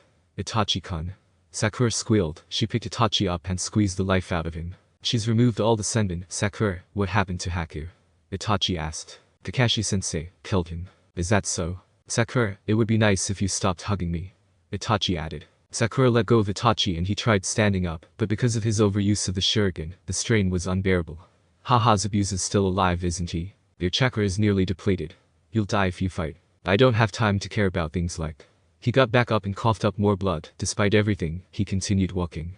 I've already calculated. Sakura grabbed onto Itachi's arm. I'm sorry, but no matter what calculation you've come with, I cannot allow you to be so reckless. Ooh, with Gaten dead, the gang attacking the town had to be good enough. I'll that, with the little numbers they had, the gang still charged for the town. Using the last bit of his chakra, Kakashi weaved several signs. Thankfully, as the gang neared the town, the arrow landed right in front of them. Good. I wouldn't have to waste my chakra. We're coming to save you guys. Inari yelled. He, along with the whole town population, created a small army of themselves. All of them were prepared to attack. The gang, intimidated by just their sheer numbers, ran away and boarded their boats they came on. With them gone, Kakashi walked up to the nearly dead Zabuza. I would like to see Haku again one last time, please. Zabuza pleaded. Of course. Kakashi complied. He picked up the body and laid it next to Haku. Light snow drizzled down onto Zabuza and Haku. I wondered, are you crying, Haku? Zabuza looked up at the falling snow. You've always been by my side and now I'll return your favor. I'm sorry for treating you the way I did. I wish you knew that I don't think of you as a tool. With his last words, Zabuza stated the truth, his desire. My only wish is to go where you're going. You will be with Haku in death. I know you two will be together, forever. Kakashi remarked. XXXXXXXXX. After everyone finally left Zabuza and Haku's burial ground, Naruto still stood there. From now on, I will never let anyone tell me how to live my life. With a big smile on his face, Naruto ran over to the bridge where the rest of his team along with Tazuna and Inari were waiting. Thank you Team 7 for completing the mission and saving our village. Tazuna said. A hint of sadness showed. It would be a while before they got to see each other again. Naruto looked at Inari. He was definitely about to burst into tears at any moment. It's okay to cry, as long as they're happy tears. I'm not gonna cry. Inari replied. Yo, well, me neither. Naruto and Inari turned around and began bawling their eyes out. Idiots. Sakura grumbled. As Team 7 walked off into the distance, Tazuna thought up of the perfect name. This bridge is going to be called the Great Naruto Bridge. Tazuna announced. For Naruto helping my grandson earn his strength. Inari wiped his tears away and smiled. Yeah, okay. He exclaimed as he ran off to tell the village. That comment blew a short fuse between the genin in the back, and suddenly, everyone got angry. The group of shinobi from Odo glared at Kabuto. Underseller. One of them barked. When things got full-blown messy, not even the trainee proctors could settle things down. Ahem. The room got eerily quiet as the main proctor entered in the room. My name is Moreno Ibiki, and right now, your exams begin. Ibiki announced. He got out a thick stack of papers. We're having a written test. XXXXXXXXX. The written test. Naruto started to panic. I thought it was gonna be an all-out battle. I didn't know we had a written test. Wait, he looked over to Sakura. Sakura-chan's really smart. Naruto grinned. Perfect. I'll sit by Sakura-chan, then I'll copy, and then I'll pass. With assigned seats. Ibiki added. Damn. After settling down everyone, and placing them in their correct seats, Ibiki began handing out the stack of papers. To pass the written test, you must answer all 10 questions within the half-hour time limit. No asking questions, and most importantly, no cheating. If we catch you cheating 5 times, your entire team will be disqualified. If any one of your members fail the test, your entire team will be disqualified as well. Ibiki explained. Sakura looked over to Naruto. He looked super stressed. Naruto, of course, great. Itachi stared at his test, but what he was more intrigued by were the rules. Interesting rules. Ibiki held out a timer. Begin. These questions I could all answer easily, but that wouldn't be the point, would it? Itachi's eyes shifted to the person next to him. He seemed to be answering all the questions flawlessly. I see, very interesting. Using his shuriken, he copied the movements of his pencil and got the answers down. Ew, these questions are crazy hard. Naruto stared at all the questions in frustration. Ew. Sakura on the other hand used her brains to answer the questions. An average genin would have trouble with these questions, heh. Good thing I have an average intelligence. As the clock ticked, more and more people left after they got caught 5 times. Naruto studied his paper, sweat dropped down from his nose and splashed onto the paper. Because of me, I'll fail the entire team. Hey Naruto. A small voice whispered. Naruto looked beside him to see a flustered Hinata was handing him her very own paper, in order to cheat. He looked at it for a second, then started to reach over to grab it. He stopped. No Hinata, you could get disqualified. I don't care. No. I can't allow you to do that. He smiled. It's fine, I got it. Naruto flipped to the back of his paper. It was blank. I'll do the 10th question, then. Hopefully it won't be hard. Ibiki cleared his throat and stood up. Their time was up. As you know, there are only 9 questions. I'll tell you the 10th question. Before you do, however, I do have a warning. If you get this question wrong, you'll be disqualified and can never, ever be able to participate in the Chunin exams again. Leave now if you wish. No one will shame you. Many people who doubted themselves left, leaving only a handful of shinobi. Sakura looked back towards Naruto. There was no way they could risk that. Naruto won't drop out, will he? No, he has that stupid look again. I guess I'll have to drop out, then we'll all have that chance again. Itachi slightly glanced at Sakura, who was beginning to stand up. Is this the faith she has in our team? However, Itachi did nothing to stop her. Naruto sprung straight up and smacked his palm on the desk. No. I will never ever back down and go back on my word. Even if I fail, because that's my ninja way. He loudly proclaimed, inspiring others to stay as well. Sakura sat back down and sighed. Why me? Sit down. Ibiki ordered. Now, your 10th question is. The room was tense. Well everyone, you've all passed. Mostly, everyone looked at each other in confusion. Wait, what? Naruto asked. Not only have you learned shinobi information from this test, but the whole point of this was to cheat. It was to use your gathering intelligence skills. Especially on the 10th question, you had no idea what was coming, but you made a decision. That's what being a Chunin is about. For a ninja's willingness to face the unknown. Ibiki explained. Congratu. Early as usual, a woman randomly appeared in the room. Time to start the 2nd phase. Enko, Ibiki calmly said. You too early, again. Enko rubbed the back of her head and sheepishly grinned. Yeesh, wrong timing. So like I said, Ibiki continued. Congratulations everyone for passing the 1st phase of the Chunin exams. Your next phase will now begin. Entrance to the Forest of Death. Naruto read the sign to the gate entrance. Forest of Death. Ha. You're right. I'm not scared of some stupid Forest of Death. Naruto loudly proclaimed. Out of nowhere, a kunai zipped past Naruto and cut him on the cheek. Ow. What did you do that for? For being so cheeky. A person giving off a creepy vibe appeared right behind Anko. She rolled out her snake-like tongue and dropped Anko's kunai into her hand. Oh why thank you. Itachi stared at the person. Interesting. Ahem. This is the 2nd phase of the Chunin exams, where genin are to collect 2 scrolls. Once collected you'll head down to the building in the center of the forest. Anko explained. She got out the 2 scrolls, 1 heaven, 1 earth. Anko pass out scrolls to everyone. Do not open these or else. We have the heaven scrolls, so we need the earth scroll, don't we? Along with the scrolls, there was a form each team had to sign. Sakura looked at the form. Konoha not responsible for death of any shinobi. Itachi took a look at everyone who had earth scrolls. This is our competition. The gates swung open after all the forms were filled out. You may now enter. Anko announced. Without hesitation, the genin blew through the open gates and entered the dark creepy forest. As everyone scattered, Team 7 landed near a big tree. Itachi flipped out a kunai and marked the tree. He turned to everyone. I bet they're setting up traps already. We have to be cautious from now on. Team 8 was by a large tree as well, waiting for Kiba to finish setting up the trap. He jumped down. Okay, done. Kiba said as the net fell onto the ground. Everyone, hide. The group of unsuspecting ninjas fell for their trap. One shinobi peeled a leech off his hand. Wise eyes suddenly, a barrage of leeches came flying at him. With all the weight, the branch they were standing off snapped, making them all fall down into a pile of disgusting, slimy leeches. Ah, what the hell is going on? Kiba jumped from out of the bushes. I guess you outsiders don't know about Konoha's special leeches. When first sense life forms they attack in groups, 5 minutes give or take. Let me put this bluntly, you'll all be dead. He explained. Not even 5 minutes after entering the forest an ear-piercing scream bombed through the forest. Was that a human scream? Sakura asked. Itachi crossed his arms. Let's go ahead, there isn't any time to. Naruto rubbed the back of his head and sheepishly grinned. Hey guys. Itachi and Sakura looked towards Naruto. Just wait like 5 seconds. I gotta take a big leak. Naruto turned around and unzipped his fly. Not in front of a lady. Sakura yelled as she whammed Naruto in the head. Do that in the bushes. Alright. Alright. Naruto muttered. He rubbed his head and disappeared in the bushes. Sakura and Itachi sighed and waited for Naruto while he wasted time. Hey guys. Naruto yelled once he finally came back, rather quickly. Man, I pissed so much. I even got to write my enter. Before he even got to finish, Itachi punched Naruto in the face, sending him flying into a nearby tree.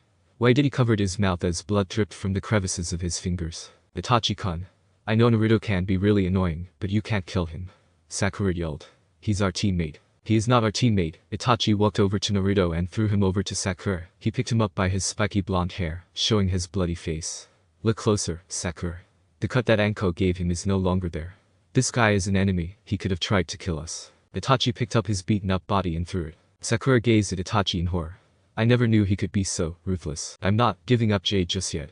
Alma Ninja released the jutsu and charged after Itachi, while his back was still turned. As the Alma Ninja moved in closer, without even turning around, Itachi raised his heel and jabbed into the guy's stomach. Blood shot from his mouth and splattered onto Itachi's leg. Itachi grabbed a kunai knife and threw it somewhere. Finally, Naruto said as a kunai knife dropped near him. The Almanin staggered up, he adjusted his mask. I told you, it's... Itachi placed his foot on the Almanin's head, forcing him back on the ground. I advise you to retreat, otherwise, I'll just kill you right here. Itachi-kun, Sakura cried. You wouldn't really kill him, right? Itachi stared at his hands, stained with blood. Seeing this as an opportunity, the Almanin retreated so he could be alive to fight another day. The kunai stuck in the ground between Sakura and Itachi. Or, the hero's back. Naruto yelled as he came flying down. Naruto smiled. Ha, miss me. Sakura pumped her fist. No way. It was actually quiet when you were gone. Area by a pond. If we get separated again and another impostor shows up, we'll need a password. If and only if they get the password wrong, then assume they're the enemy and attack them. Itachi explained. What's the password? Sakura asked. Listen carefully, I'll only say this once. When asked what is the password, answer this. In the surrounding pond a particular woman from Oda wearing a conical hat was under the water. Meanwhile, in a close-by tree, a man with an orange swirled mask appeared. Looks like we have company. This is a quote from a friend I once had. The day I die won't be when I perish from this world. It will be the day my dreams are forgotten. Naruto nodded. Yeah, I can remember that, I think. And when I do perish from this world one day, I don't ever want you to forget my dream. You are the only one who is precious to me and the only one who can carry out that dream. Itachi sighed. Got it. Sakura quickly stated. What? I can't remember that. Naruto said. How dumb are you? I've already memorized it. Up in the trees again the man wearing the mask felt the presence of another powerful chakra. Good, I'll let him weaken Itachi. A figure beside him slowly popped out of the ground beside him. This will be interesting, right? Smart, the other person in the pond thought himself. I wonder where the boy got those words from. Itachi and Sakura started to get up. This isn't the password, is it? Naruto asked. So, you show yourself. Itachi suddenly said. What the hell are you talking? Another cut on the opposite side of Naruto's cheek appeared. What the? The gusts of air swirled through the area, creating a cyclone of dust particles. Everyone, run. Itachi, what? Just run. Bam. Everyone scattered as the dust cleared up. 3 Oda ninjas finally showed themselves, one of them being the guy in the pond. Itachi peeked from behind the bushes. It's him, the person who gave Anko the kunai. The lead person, the one from the pond, flicked her tongue. Have a little fun over there, I'll personally take care of them. Itachi heard footsteps approach, it was only Sakura. Itachi-kun. Sakura whispered, finally finding him. What is the password? Itachi asked, holding out a kunai knife. The day I die won't be when I perish from this world, it will be the day my dreams are forgotten, and when I do perish from this world one day, I don't ever want you to forget my dream. You are the only one who is precious to me and the only one who can carry out that dream. Itachi kept his kunai, but he nodded in approval, signifying she was safe. Hey, you guys okay? Naruto asked, running up to them. Stop. What is the password? The day I die won't be when I perish from this world, it will be the day my dreams are forgotten, and when I do perish from this world one day, I don't ever want you to forget my dream. You are the only one who is precious to me and the only one who can carry out that dream. Sakura breathed a sigh of relief. Ha, that was close. Itachi used his kunai and stuck it through Naruto's stomach. Blood spilled from his insides and showered onto the ground, dyeing the grass crimson. Damn you. Naruto yelled, jumping away. Itachi-kun. Naruto told us the code word. Why? It's not that hard, Sakura. Naruto creepily smiled and revealed his true form, the Odonin from the pond. How did you know I was an impostor? I already knew you were hiding in the pond, so I made the password something hard to remember for Naruto. He can't remember a quote. Itachi explained. I see you're even smarter than your brother, we'll have an interesting fight. She hissed. Sasuke, the Wagakure. As Tadara was making more art, several shadows covered him. You, Tadara, join the Akatsuki. Sasuke demanded. Tadara turned around, the clay spider in hand. And why should I? Because I said so. Kisame stepped up. How about we make a deal, if Sasuke beats you in battle, then you'll join the Akatsuki. And what if I win? Sasuke turned his Mangekyou Shuriken powers on. I'll make sure that won't happen. After the latest explosion, Naruto found himself under a fallen tree. Ugh, oh. A loud noise startled him. What the? Naruto managed to get himself out from under the tree. He looked around. Where's Sakura-chan and that asshole, Itachi? A huge shadow loomed over Naruto. He turned around. What, no way. It's huge. Surprisingly, it was a gigantic snake. The snake dug its tail into the ground, then sprouted back up to where Naruto was standing. Swiftly, it wrapped its tail around Naruto. In a flash, the snake opened its mouth and threw Naruto in. It ate me, damn it, let me out. Naruto yelled, stuck in the slimy, gross throat. Itachi and Sakura, another Naruto imposter. She got into fighting stance. Then that means, where is Naruto? You want my scroll, don't you? The Odonin hissed. He rolled out his tongue, revealing his earth scroll. Since you have a heaven scroll, after all. He swallowed the scroll. You'll just have to kill me and dig it out of my intestines. Now let's begin our battle. With our lives at stake. He added, with one finger, he pulled down the skin under his eye. Much to their horror, Itachi and Sakura saw gruesome images of death and blood. This has to be Jinjutsu. Itachi released the Jinjutsu, and he picked up Sakura from the incoming kunai. Itachi placed Sakura down. She was still paralyzed. He bent down and shook her. If we don't run right now, we're going to die and I can't move fast enough while carrying Sakura. If I use shadow clones, I'll waste my chakra. I have to save every bit of it for this person. You can move, Itachi-kun. The Odonin asked. I've been through hell and back. Do you honestly think something as petty as that would paralyze me? He shot back. This boy, a Jinjutsu as powerful as that, he broke it. The Odonin merely flickered his tongue. Perhaps. Sakura. You have to wake up. Itachi got out a kunai knife. Please forgive me, Sakura. Naruto, the snake was fast asleep. Damn it. Damn it. Damn it. Naruto yelled. Shit, at this rate I'll be melted and turned to crap if I don't get out soon. Naruto thought back to the time at Izuna's, where he and Itachi had an eating contest. That's it. I'll make him barf. Multiple shadow clone technique. Naruto yelled. With so many shadow clones inside the snake, it exploded, splattering blood and guts all over the forest. As Naruto staggered out of the best, H wiped some snake blood off his face. Since I'm gonna be Hokage, I can't be turned to some snake shit. Now it's time to find Sakura-chan and that weasel, Itachi. Itachi and Sakura. Sakura woke. Somehow she was out of the Jinjutsu. She looked down and saw a kunai knife through her leg. Itachi clamped his hand over her mouth.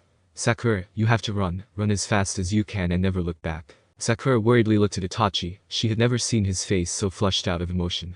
Itachi sighed. He let go of Sakura, pulled the kunai knife out of her leg, and threw it at the white snake. It kept on going as if it was nothing. Since that didn't kill it, Itachi weaved several hand signs and blew a gigantic blast of fire at the snake, then ran over and kicked the snake off the branch, making it fall all the way down onto the cold ground. Much to their surprise, the same Odonin burst out of the snake and began slithering up the tree. Is she immortal or something? Acting quickly, Itachi created several clones, and all of them jumped away. Itachi ran down the bark of the tree the Odonin was slithering up. He began weaving several signs to a new jutsu. What a release. Black rain technique. He yelled. Black mist spewed out of Itachi's mouth and formed into a black cloud. The cloud hovered over the Odonin and it rained over him, covering him in thick black oil.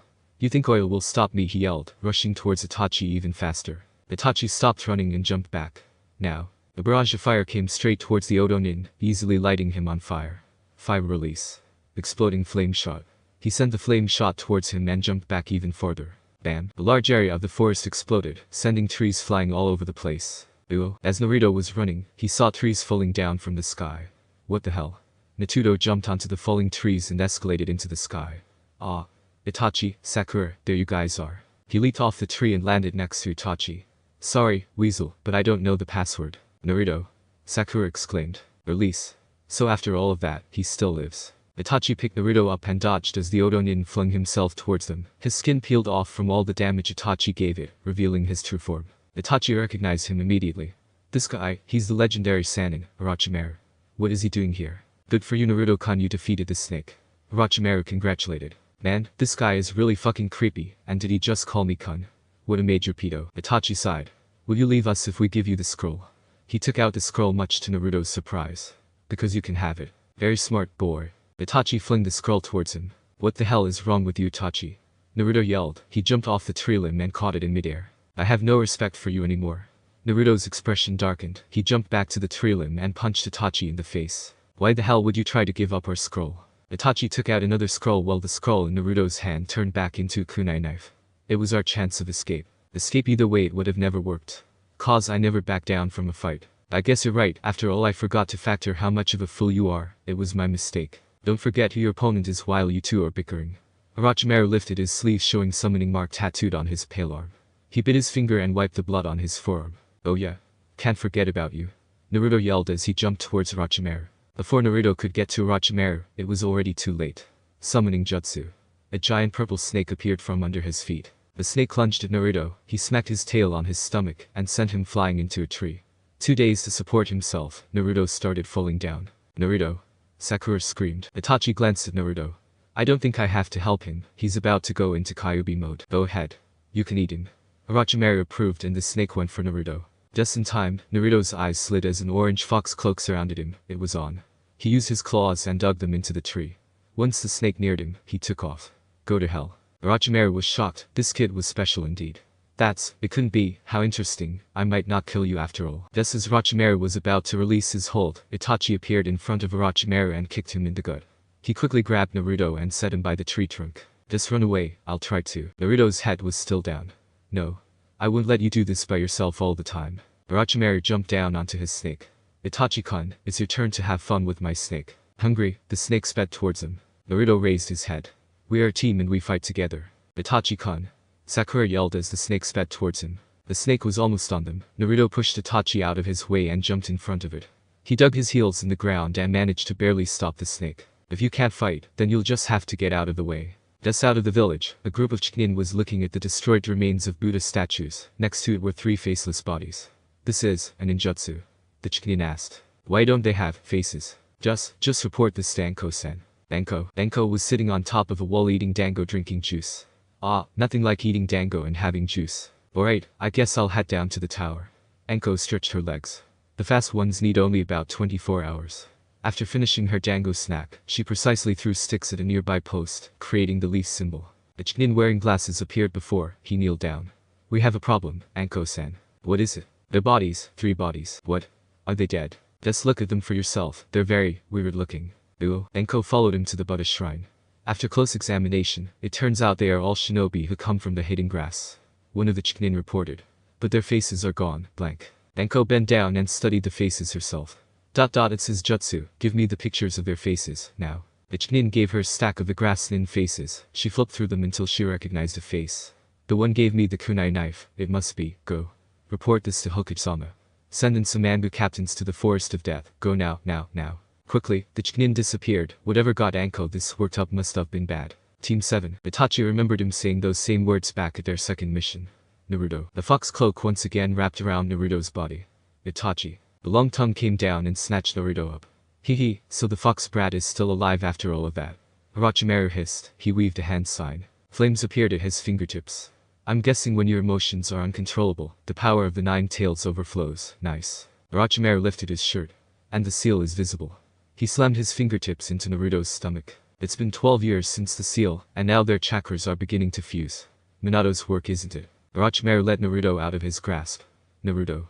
Itachi yelled. He took off from the tree and caught Naruto in midair, landing on a tree limb. Itachi awakened his Sharingan and set Naruto down. Oh Itachi-kun, you want to fight me? Alright. You're going down just like your brother, he stated. Itachi reached into his pack and got out a Fukuma's shuriken with a string-attached kunai knife. I don't deserve to be compared to my brother. Itachi stuck the kunai right behind him. He threw his Kuma and it swiveled behind the tree Orochimaru was on. Multi-shadow clone technique.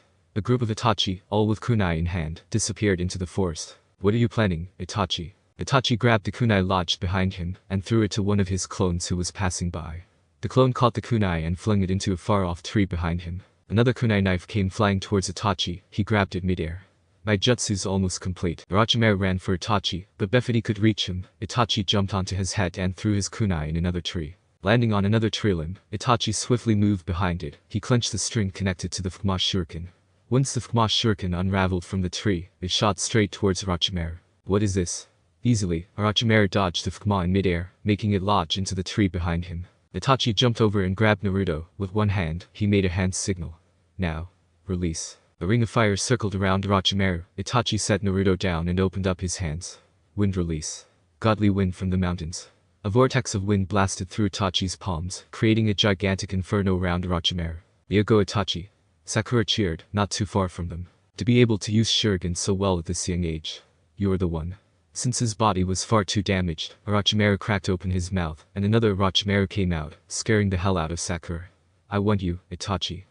I have to act fast. That was really fun Itachi-kun, but I think you dropped this. Orochimaru held up their heaven scroll. Itachi was shocked. How was he able to get that? My name is Orochimaru. Pass the exams if you want to see me again. With one fell swoop, Orochimaru burned their heaven scroll. Of course there will be trials. What the hell? We don't ever want to see your face ever again. Sakura yelled. Too bad. Itachi will be seeing me a lot from now on, won't he? Orochimaru waved a single hand sign. Orochimaru's neck extended and launched for Itachi, his mouth hanging wide open. Before he could bite him, a hand grabbed his head. Will you allow me to prepare him first? Not you. Orochimaru yelled. He'll be back and then he'll be yours for the taking. The masked guy touched Itachi's shoulders, and together, they disappeared. Itachi-kun. Sakura yelled, right before her eyes. He was gone. Itachi landed in a mysterious laboratory. Just barely he could see the shelves were filled with glasses upon glasses of Sharingan eyes. A dark figure approached Itachi. My name is Madara. With those lasting words, he left the room. Why do I recognize his chakra? I know I felt it somewhere before. Madara came back with a jar in his hands. Your elder brother, Sasuke, requested I give these to you. These eyes once belonged to Shisu Uchiha. To my knowledge, you knew him once before, am I correct? Flashback. Knock knock. Alright, I'm getting it. Sasuke stood up from previously reading a book. He opened the door. Oh, it's you. Sasuke groaned. What do you want, Shisu? An Uchiha with messy hair smiled. I want to see your brother. Shisu moved his head to see if Itachi was there. Sasuke moved slightly to the left to block Shisu's view. My brother, again. What the hell do you want him for? Shisu held up a summoning scroll. I want to teach him summoning jutsu. I don't want my brother to learn from a blockhead. In fact, I bet Itachi would rather learn from him. Hearing Shisu was here, Itachi ran past Sasuke in excitement. Shisu-san. What was that? Shisu picked up Itachi and held him on his shoulders. I promise, we'll be back before noon, Sasuke-sama. In an instant, Shisu disappeared. Sasuke clenched his fist. Shisu. Perhaps. Madara approached Itachi. Shisu always wanted you to obtain his eyes, and now you can finally have them. Force of death. Orochimaru reeled his neck back. Then I will just come back for you, later. With that, he left. Sakura broke down into tears. She truly felt alone. Itachi-kun. Answering her prayers, the mysterious man came back. He threw Itachi to her feet and looked directly at Sakura. I wonder, how much will you love this man when he kills everyone close to you? What are you talking about? You'll see him soon, because one day, Itachi will kill everyone in your pathetic village. With that, the mysterious man disappeared. Sakura grabbed Itachi and hugged him to death. She thought nothing of the man's words. Itachi-kun. You have no idea how much I've missed you. Itachi pushed Sakura off. His entire body felt like complete hell. The Sharingan he now had, the greater powers he possessed, it was all too much for his body to handle. He grabbed his eyes as blood started pouring down. Itachi-kun. Sakura squeezed his hand tightly. She looked down and saw blood dripping onto her hand. Naruto, the only thing she could do was sob. It's going to be okay, Itachi murmured. She cried even harder. Itachi clenched the bark of the tree as more blood poured out of his eyes. I'm sorry, all of this is my fault. I should have been stronger for you. I should have hated him more. Enko, on the other hand, had finally found Orochimaru. Have you come to kill the Hokage? She struggled to ask. No, not yet. I've come to give this kid the curse mark. However, I failed, but I will keep on trying until I give him his curse mark. You must really like that kid, don't you? Orochimaru wiped his tongue round his face. With his genius mind and that beautiful face, I love him. That boy must be. Orochimaru stood up to leave just to finish the exams right prematurely. But the cause of Konoha's destruction will be certain. He finally vanished, leaving Anko to her own devices. Rock Lee's team, Neji, Tenten, and Lee were resting in a tree. In less than an hour, the sun should be up. Since we've gathered our supplies, let's attack as planned. Neji stated. They all jumped down from the tree. He dropped his kunai on the ground. We meet back in 30 minutes. Got it. Tenten affirmed. Roger that. Rock Lee dittoed. Let's move. XXXXXXXXX. Sakura felt Itachi's forehead, not much of a fever, but he was still in pain. As well as Naruto. Itachi is still breathing heavy, but thanks to this frag, his fever has calmed down, and the blood has stopped as well. She stood up. I must protect them both. 3 sound ninja, Dosu Kanuda, Zaku Abumi, and Kintsuchi, all watch Sakura. As Orochimaru-sama ordered, we'll attack our target, Uchiha Itachi at daybreak, then we'll bring him to master. Dosu explained. And the others, kill them if needed. Zaku asked. Of course. The next day, morning, Sakura poured cold water on the rag, then squeezed it out. She placed the rag on Itachi's forehead. All night she was taking care of them. I can't fall asleep, not now. She sighed, the sun was up already. Great, skitter skitter. Sakura shakily held out a kunai knife and slowly turned around. Thank goodness. It was just a stupid squirrel. Yeesh squirrel, don't scare me like that. The squirrel continued to scamper towards Sakura. Oh no. Sakura gasped. She threw the kunai at the squirrel, making it run off. Too close. So she noticed the explosive tag, did she? Zaku asked. No, that's not it. Dosu said. What do you mean? You'll see, soon. Rock Lee was jumping off from tree trunk to tree trunk, that was until he landed on a branch with leaves. With the sudden jolt, the leaves started to fall off. Yes. If I can catch all 20 leaves, then Sakura-chan will like me. If I miss just one of them, then it will remain unrequited love, and she'll call me Bushy Brows. Lee jumped off the branch, full with passion. Yaya. Random narrator. Lee has a bad habit of making up his own training rules that are usually really hard on him. Lee swiftly caught all 19 leaves. One more. Lee jumped towards the last falling leaf and cupped open his hands. Not looking where he was going, Lee ran into a tree and fell down. The leaf was almost at the ground. He got back up and ran towards the leaf. Come on. Come on. So close. Out of nowhere, a squirrel landed on the ground, however, on its back held an explosive tag. Oh no. I have to save the squirrel. Lee rushed to save the squirrel as the leaf fell onto the ground. Neji was walking around when he suddenly heard a rustling in the bushes. Come out. He demanded. This is so troublesome. I didn't think the hide behind a bush trick would make work, so I guess I'll have to try a different approach. Team 10 jumped out of the bushes, flipped her long pale blonde hair, and winked at Neji. Wow. What luck. I didn't think we would meet last year's top rookie Hyuga Neji-sama. Can I get an autograph? Shikamaru excitedly added. Neji loosened his stance and sighed. It's only you guys. Now it's time for some extra charm. Took out her ponytail holder, showing off more of her luscious hair. She blew Neji a kiss and giggled. It would be nice to know you a bit better, she said in her most sexiest voice possible. Neji turned around and dismissed Ino's bait. What? My sexy charm didn't work. Shikamaru's hands were stuffed inside his pockets. Well, I'm sure not surprised. Ino pumped out a fist. Damn it, I'm beyond pissed. Neji stopped, without even turning around. He could tell what gesture she was making.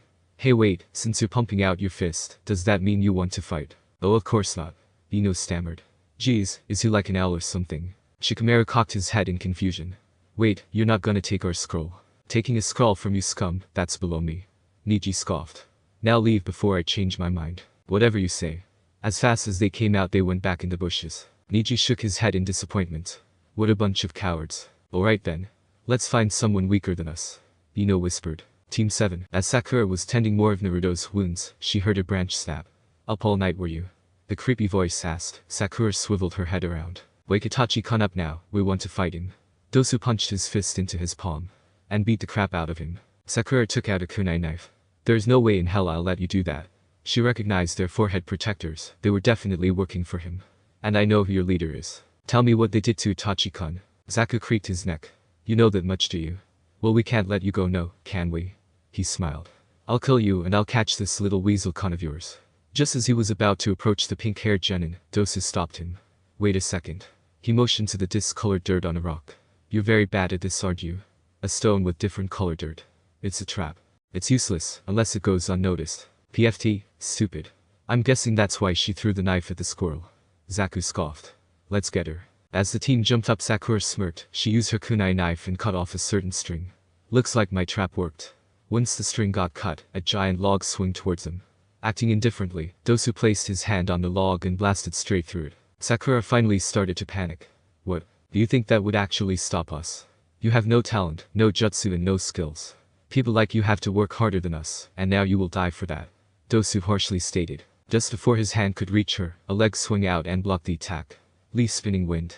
Rock Lee yelled, kicking him in the face. Lee jumped back and got into his stance. Even those with skill should work hard as well. Dosu and his clan jumped away. Who are you? Lee flashed a smile. The handsome green devil of the leaf, Rock Lee. Why are you here? Sakura asked. Because you're in danger and I must protect you. Lee set down a squirrel and let it run off.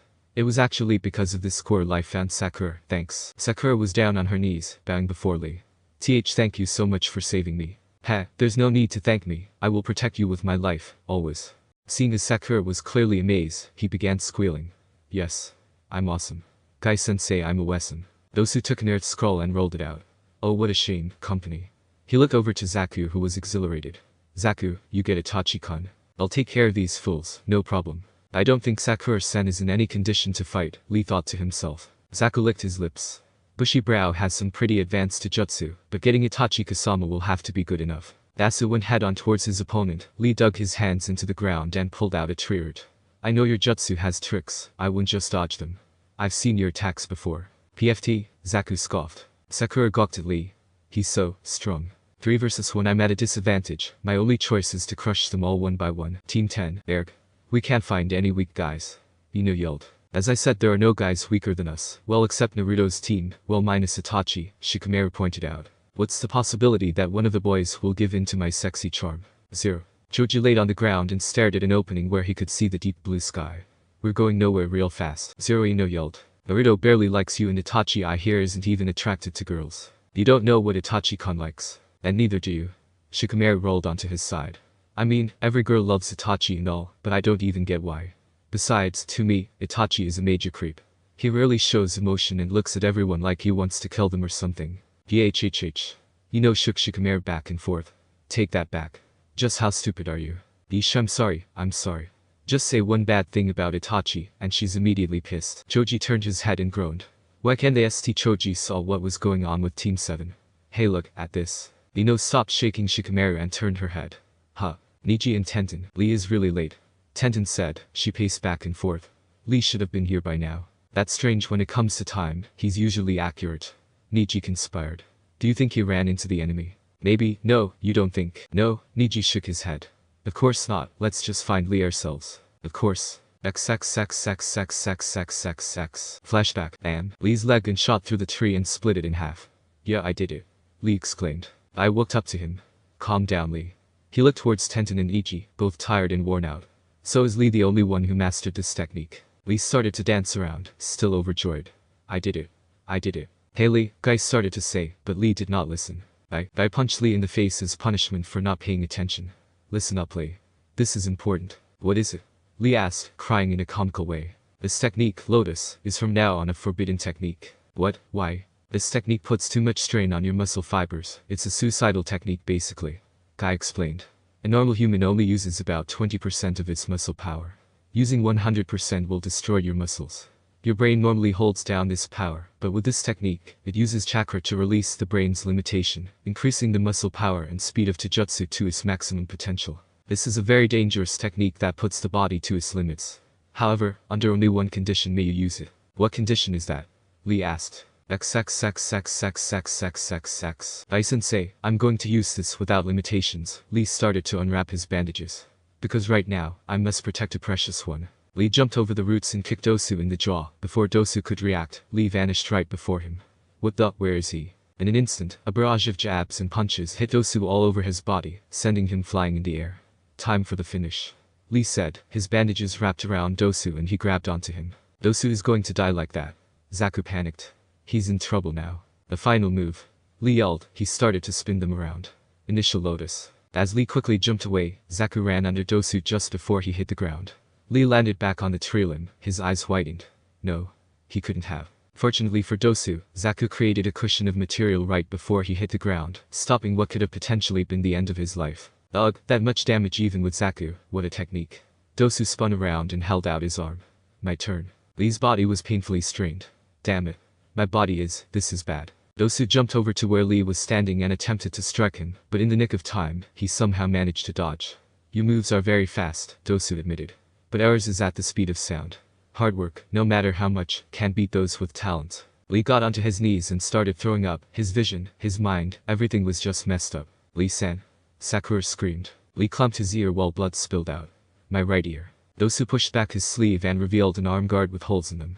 You can't just dodge my attacks. Sakura could only watch. She was absolutely terrified as Lee started to shake. What did he? Dosu cracked his neck. He. It's sound. You can dodge a fist, but you can't dodge sound. Huh?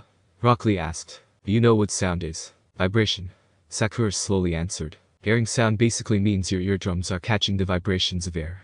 However, your eardrums will break at the sound of 150 MHz or more. Dosu explained. Deeper in your ear lies the inner ear membrane. Damage that, you lose your balance. He. Looks like you won't be able to move your body for quite some time.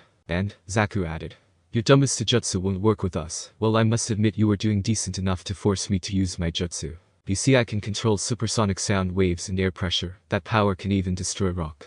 Blasting the air into the earth, creating a cushion. Ha, you underestimate me. There's a fine line between our jutsu and your dumb technique. Damn it. XXXXXXXXX. Flashback. The one and only condition when you're allowed to use this technique, Guy said, is to protect a precious one. Protect a precious one. XXXXXXXXX. Dosu took out his arm and headed for Sakura. You turn. Dosu yelled. Crap.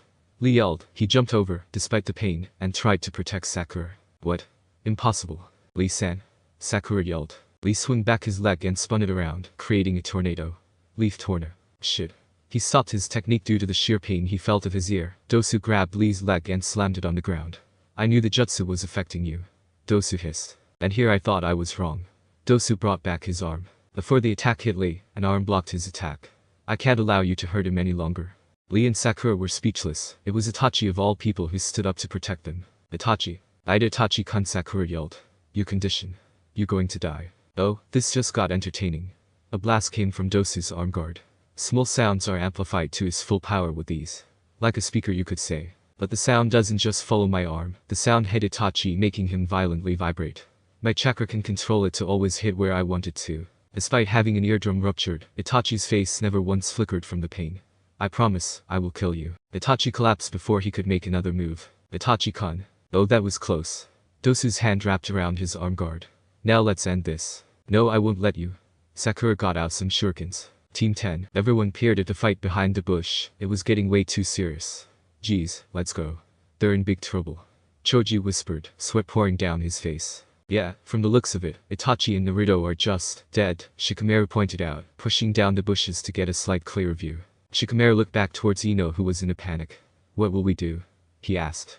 Lee is beaten up and Sakura is alone out there. What will I do? Ino asked herself. Really, Sakura is in serious trouble, Shikamaru sighed. I thought you guys used to be best friends. XXXXXXXXX. Flashback. Ino and Sakura sat on a bench together, enjoying the bitter afternoon. Hey Sakura, why are you so down? Ino asked, noticing Sakura's mood. Ino-chan, Sakura started to say. Ino smiled. You like Itachi-kun too, don't you? Sakura stood up, her back turned.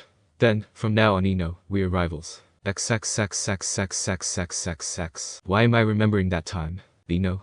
What do we do now? Shikamaru repeated. What can we do? If we jump out now, we'll just die. Sakura, no? I can. Sakura threw her shuriken. I can fight too. Zaku shoved Dosu out of the way and used his air advantage to push the shuriken right back at Sakura. The air pressure. Of course. Sakura used her arm to block the shuriken. Before she could make another move, she felt a tug at her hair. Sakura looked up to see Kin, tightly grasping her beautiful pink hair. Much more softer and silkier than mine. She spat out. You know, instead of making your hair so pretty, why don't you try some damn training? Dosu had enough of this. Zaku, kill the blonde-haired kid while he's still asleep and kill the Rock Lee guy. After we kill both of them, we'll grab Itachi-kun and bring him to master. Nice. Sakura began struggling. No. I can't, I won't let them. Stop moving. Kin barked. Sakura-chan, Lee mumbled, still unable to move his body. I thought maybe just this once, I could protect those I love, but I see that hasn't changed. After all the times they saved me, all I can do is sit here and watch as they kill them. Zaku grinned. Let's not waste time, are we ready? Sakura gritted her teeth and held out a kunai knife. I won't just sit here. That's pretty stupid, you can't kill me like that. Kin scoffed. And watch you kill them. Much to Kin's surprise, Sakura slashed her hair, cutting off nearly all of that beautiful pink hair. I always thought I was a proud ninja. I claimed to be in love with Itachi, and I would always scold Naruto, as if I thought I was better than him. But the truth is, all I did was watch from behind, wishing to catch up to them. They've always fought to protect me. Lee-san, you told me you would protect me with your life, and now, I can return the favor. Sakura stood up, this time, her back facing Naruto and Itachi. Now get a good look at my back, watch me, protect all of you. Kin. Kill her now. Zaku yelled, but it was too late, Sakura had already jumped back. She weaved several hand signs and ran towards Kin. Kin rammed Sakura only for her to turn into a log. Substitution jutsu, I see. Zaku shifted his eyes to the right, Sakura was going for him this time. What could she be doing with such academy-level jutsu? Sakura threw a kunai knife at Zaku. Bah. Useless. Air pressure 100% go. Sound wave 0%. He held out his hands, revealing a machine-like part in his palm. Sakura waved the same hand sign. Air slicing blast. Zaku yelled as a blast of air burst out. The air blast hit Sakura, but yet again, she turned into another log. This time from above, Sakura came down, Zaku threw a kunai knife at her and dismissed it. He looked back and studied the area for another one. Surprisingly, it wasn't a clone that was above him. Acting quick, Sakura drove down her kunai into Zaku's arm. GHHH. When that barely worked, Sakura clamped down on his arm. Damn it. Let go of me. Ino watched Sakura from the sideline, her mind made. Sakura. XXXXXXXXX. Flashback. After school. Sakura was crying by a tree. The kids were extra mean this time. She heard footsteps approach her. It was only Ino. Ino walked up to her and sat down. So everyone's making fun of that forehead of yours, huh? Sniff, who are you? Yamanaka Ino, you. No, sniff Sakura. Ino poked Sakura's forehead, so this is the big forehead. She lifted Sakura's hair. I see you're trying to hide it with your hair. You shouldn't do that, Sakura. You look like a ghost. She nodded. Okay, Sakura, is it? Come here tomorrow and I'll have a nice gift for you. The next day, afternoon, Sakura waited at the same spot and as promised, Ino came by with something behind her back. Here's your gift. She bent down and tied on a bright red ribbon, showing Sakura's beautiful face. See, Sakura, you look much cuter now. And you can keep that ribbon. She added. Sakura stood up. Thank you, but what? Sakura pointed to her forehead. So what? You have a cute face, show it off, confidently. Ino-chan. Hey, you know what? Ino took Sakura's hand. Let me show you some of my friends. Ooh. Sakura and Ino finally were at the park where a bunch of girls was playing. One of the girls stopped when she saw Sakura. Oh, who's the girl? This is Sakura. Ino nudged Sakura. Come on, Sakura, say hi. Hi, Sakura shyly squeaked. Sakura. Ino still watched as Sakura clamped onto Zaku. No matter what, she did not stop. One afternoon, Sakura ran up to Ino who was with a group of girls. Finally she had grown some confidence. Hey guys. Guess what? I have a crush on someone. Oh, let me guess, one of the girls teased. It's Itachi-kun, am I right? Huh? How did you know? Ino was shocked by what she heard, but she continued to smile as if it was nothing. The girl continued. Itachi-kun's the most popular guy in class. Every girl has a crush on him. Ino watched and watched, her feelings started to swarm. Sakura. Ino-chan. Sakura exclaimed, walking up to her. I heard Itachi-kun likes girls with long hair, so I'm growing my hair out. Oh really? Ino replied. Sakura, you like Itachi-kun as well, don't you? We're rivals from now on. Years later, Ino was walking down a path. It was a windy day, and the leaves were blowing by. Looks like your hair's gotten pretty long, Ino. Ino swung her head back, a vein popped out. What do you want now? Ino yelled. That's what Sakura stuck her tongue out. I'm on the same team as Itachi-kun, and now we can get closer. Yes, so what? The wind blew both their long hair.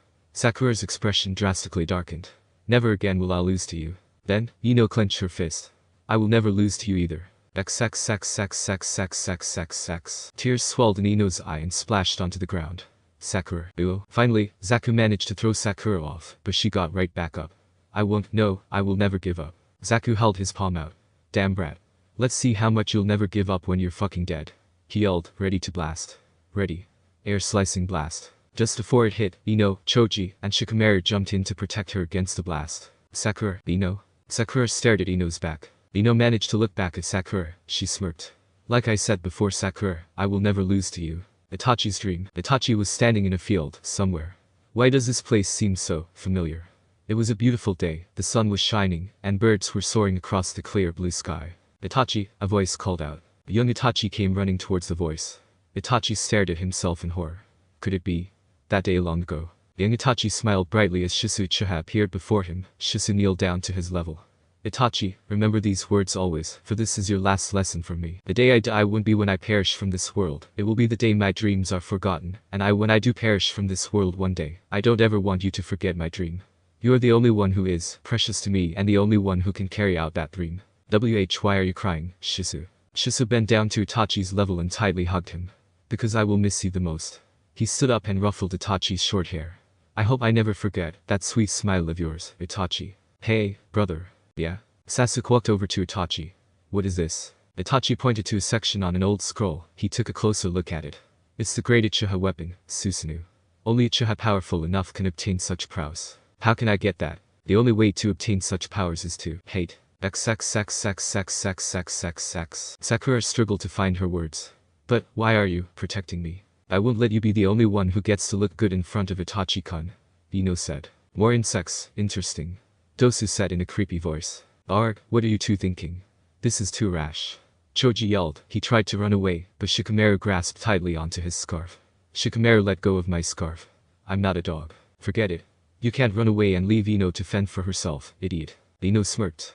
I'm sorry to get you all wrapped up in this, but we are a team after all. Yeah, I know. Zaku crossed his arms. If you're so scared, then just run away, fatty. He encouraged. Choji stopped struggling and glared at Zaku. What did you say? I don't think I could hear you. Ha. What the hell? That word is a taboo word for Choji, Shikamaru explained. If I were you I wouldn't say it twice or. Oh, if that's the case, then I said you can run away, fatus. Damn it. Choji yelled, several veins popping out. I am not a fatus. I'm just chubby. He pumped his fist in the air. Yeah, I'm chubby. Let's do this leafy s sound. Shikamaru let go of his scarf. This is gonna be so troublesome. Here we go. Zaku's eyes glazed over to Sakura. What a pain. We were supposed to bring Itachi-kun to Orosama before the end of the exams, but it looks like that'll have to run over. Sakura got onto her feet and cautiously walked towards Naruto and Itachi. Sakura, she turned her head around. Ino, take them. Sakura smiled. I will. Alright, here we go. Ino's team, let's do it. Ino yelled. Yeah. Ino Shikacho formation. Choji did several hand seals. Multi-size technique. His body suddenly expanded to a giant ball. This jutsu basically expands your body, or different singular parts of your body as well. Next, human bullet tank. Choji squeezed in his head, feet, and hands, giving him the appearance of a boulder. Choji rolled towards Zaku. He smashed into the ground, making dirt particles fly everywhere. Zaku held out his hand and prepared to do another air-slicing blast. Just before their jutsu could collide, Dosu started running over to Zaku. Shikamaru weaved a hand sign. Shadow imitation technique. This jutsu stops people, well that's what it does. And it controls the person. There is however a time limit. My body. That kid did something, damn it, I can't move. Dosu's shadow was successfully trapped, disallowing him to move. Just before Choji could hit Zaku, he dodged just in time. Dosu, on the other hand, was still trapped in Shikamaru's jutsu. Kin looked back to see that Dosu, for some reason, was placing his hands on his head. Dosu, what are you doing? Kin yelled. He's controlling me somehow. Ino? Shikamaru yelled. Getting the girl would be nice. Ino nodded and made a hand seal. She looked back to Shikamaru. Take care of my body. Right? Mind-body switch technique. Ino's body collapsed, making her vulnerable. This jutsu allows you to briefly control someone and their actions. The downsides, however, are dire. Choji stopped spinning and returned back to his original form. Ugh, so dizzy. If you guys move an inch, I'll kill Kin. Ino threatened, a kunai at Kin's neck. Just give up your scroll and leave, then I'll let her go. Ino, watch out. Sakura yelled. Zaku smirked and directed his hand at Kin. Like I give a damn. Without remorse, Zaku blasted Kin into a tree. Worriedly, Shikamaru looked back to see blood dripping from the side of Ino's mouth. Ino. These guys, they're hurting their own comrade. What creeps. Ino thought to herself, barely getting up on her 2 feet. Idiots, we don't care about the damn scrolls or completing these exams safely. Zaku explained. We care only to capture Itachi-kun. Dosu added. Damn. This jutsu reached its limit. Shikamaru could no longer hold the shadow, and Dosu was released. So, Dosu examined, finally free to control his body. This jutsu only lasts around 5 minutes. He turned to Kin. And that's a possession jutsu, isn't it? But I see it has a drawback. Dosu rolled out his sleeve and pointed it at Kin. Killing Kin will also kill the girl. Won't it too bad? Kin should have been more useful. Cut it out. Dosu turned around. There he saw 2 new shinobi, Niji along with Tenten. You low-life sound ninjas are despicable, trying to bully these weak ninjas, and then declaring a victory over them. Niji said. You've made a mistake. Lee, Tenten started to say, seeing his condition. That must be Lee's team. Sakura thought to herself. Niji continued. Since you knocked out one of our own teammates, we'll just return the favor. With that, Niji awakened his special eye prowess and got into a fighting stance. It's like seeing through his eyes. Dosu said, shocked as well. Take on more step, I will not hesitate to fight you. Niji sensed a strong amount of chakra. Wait, what is this chakra? Stop acting so high-mighty and fight already. Dosu challenged. Niji loosened his stance. That wouldn't be necessary. Ooh, your opponent is now me. Sakura swung her head around. Itachi was slowly getting up. Itachi-kun. You're awake again. Ino sensed something off about Itachi. Wait, Itachi-kun. Once Itachi was finally up, a giant blood-orange skeleton coiled around him. Slowly, he opened up his eyes, revealing the magic Shuriken. Looking back, he saw the horrible state Sakura was in. Sakura, who hurt you? Itachi asked. Itachi-kun. Itachi's expression darkened. Answer my question, Sakura. What is this power? Dasu wondered aloud. No wonder Orochimaru-sama wants him, this is. Zaku cracked his neck and smirked. We did. Sakura watched in complete terror as Itachi's outer skeleton enlarged to monstrous heights. Itachi-kun, your body. It's incomplete. No one said anything, except for Shikamaru. Ino, Choji, let's go, this is bad. Shikamaru grabbed Ino as she released the jutsu, and they hid behind a bush. Those who stood there, petrified. Is this the kid's power? He's better than Master himself. Zaku, despite everything, held both of his hands out, ready for a full attack. Don't be scared, Dosu, this guy is just a weakling. Zaku yelled. He shifted himself towards Itachi. Zaku, no. You idiot. Are you prepared to die, Ida? Itachi pulled back into his stance, as if he was ready to release an arrow. There isn't any time for you to be talking. Before Zaku could release his attack, a giant fiery arrow pierced straight through his chest. Damn, Zaku fell down onto his knees as he vomited up his own blood. Zaku. Itachi's Susanoo hand shot straight towards Zaku and grabbed him. Slowly, Itachi began slowly clenching his fist, making the grasp on Zaku tighter and tighter. Flashback. Shisa crouched down. He held out several kunai knives. Are you ready for another technique? He stuck one in the dirt and threw another kunai into a tree. I've tied a wire string connecting the two kunai together. With mastery of this technique, Usurka. Shisa-san. Itachi suddenly said. Yes, what is it? Can you teach me how to hate? If I have hatred, then I can grow more useful. Hate? Who taught you that? My brother. Of course, Sasuke is such a horrible brother. Itachi, how can you protect everyone if you have hatred? The only way to grow strong is to love. His Susanoo started to disperse as pieces of bone started falling on the ground. Itachi-kun, Sakura tightly hugged Itachi just before he could kill Zaku. Itachi's arms fell to his side. Is it really true, Shisa-san? Sakura. Itachi's original eyes returned, making the entire Susanoo disappear all at once. Sakura clung onto Itachi even tighter. Her voice grew softer as she leaned in closer. Do you know how much it hurts me to see you like this? Could we all grow strong if we just loved? Kin ran over to Dosu as he picked up Zaku. Not saying another word, the three sound shinobi ran away, but before they got too far away, Zaku managed to take one last look at Itachi. Why did you miss my vital spot, Itachi? After all of this, you choose to spare me. Ooh, thank you, Sakura. Are you hurt? It never once mattered to me if I got hurt or not, but is everyone else? But, Sakura repeated. Are you hurt? Itachi turned back and stared at Sakura's eyes. They were so sincere. I'm fine. That's all I ever wanted to hear. Shikamaru was already out of the bushes since things calmed down. He looked over to Naruto. Well, we're pretty much okay, for the most part. How's Naruto? Shikamaru asked. Itachi and Sakura walked over to Naruto. What's his condition, Sakura? Hee. Sakura-chan, I'll be your hero any day. Naruto mumbled, still asleep. Sakura groaned. He's fine. The rest of Team 10 walked over to Naruto. What now? Kick him or something? Shikamaru said. Allow me.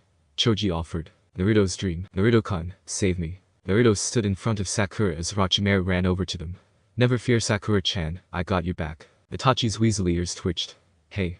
That's my line, Dosu. Not anymore. I'm the hero, alright. Itachi walked over to Orochimaru. That's fine, I'll just leave the village, Dosu. Itachi stuck his tongue out. How do you like that? Naruto's position loosened and he dropped his kunai. Wait, you're leaving the village. Bhhhh. Ew. The large bump had swollen on Naruto's head. He lit up and saw Choji with the club in his hand. Vein pops HEYYYY. What the hell was that? Naruto looked around. Wait, where's the snake dude? Naruto got into a crouching position. Everyone hide. Go. Great, the idiot is awake, Ino thought as she lugged Lee around. Naruto felt a poke on his bump. Ah. Naruto quickly turned his head around, only to see Itachi poking his bump. What are you doing? Perhaps Shoji hit you too hard. You're the one and only Naruto, that's for sure. Shikamaru sighed, hands in his pockets. Huh? All you do is give me a headache. Naruto quickly stood up, seeing as there was no danger and all. Sakura-chan. Itachi desolated from the group and started to pack up everyone's belongings. They were leaving soon enough. Naruto ran up to Sakura. Sakura-chan. Your hair. Sakura brushed through her hair. Just a new style, just I to try something new. Itachi stood up. I can only wonder. I prefer it longer, Sakura continued. But in the forest it gets hard to manage. Ah, I get it. Naruto noticed Shikamaru and Choji were still here. Oh, yeah, why are you guys here anyways? It would be a drag to explain, so I'll leave it at that. Actually, everyone came to save us. Sakura said. She glanced at Ino, who nodded in agreement. Ino smiled. Still hiding her feelings, huh? Tenten jumped down and headed to Ino and Lee. Let me wake up Lee. Ino gave Lee to her, and she shook the sense back into him. Wake up Lee. Snap out of it. Lee's eyes eventually opened up. Barely he could make out one of his fellow teammates, Tenten. Ah, Tenten, why are you here? We came to save you. Lee looked around. Where were the sound nin? The Itachi guy, he drove them off. Oh, I see. Why did you break the plan and fight alone Lee? See now you're all beaten up. She scolded. I know, but Sakura-san was in trouble. Tenten sighed. That was still idiotic, you know. Yeah, I know. Naruto ran up to Tenten and Lee. Bushy bro. Sakura punched Naruto in the face. Don't be so rude to Lee-san. She yelled. Ha. The hell happened while I was asleep? Naruto mumbled. He's so clueless. Shikamaru bluntly stated. Yeah, I don't think he would ever be the main character of anything. Choji added. Sakura smiled at Lee. Thank you Lee-san, I think I've gotten a little stronger because of you. A waterfall of tears rolled down Lee's face as he grinned. You're welcome Sakura-san. He looked over to Itachi who was as always, distant from everyone. The Uchiha clan is that so? You must have lasted a long time while I was out so you've earned my respect, Lee-kun. Ha, ha. That's awesome. Lee turned to Sakura. The leaf lotus blooms twice Sakura-san, next we meet I'll be stronger.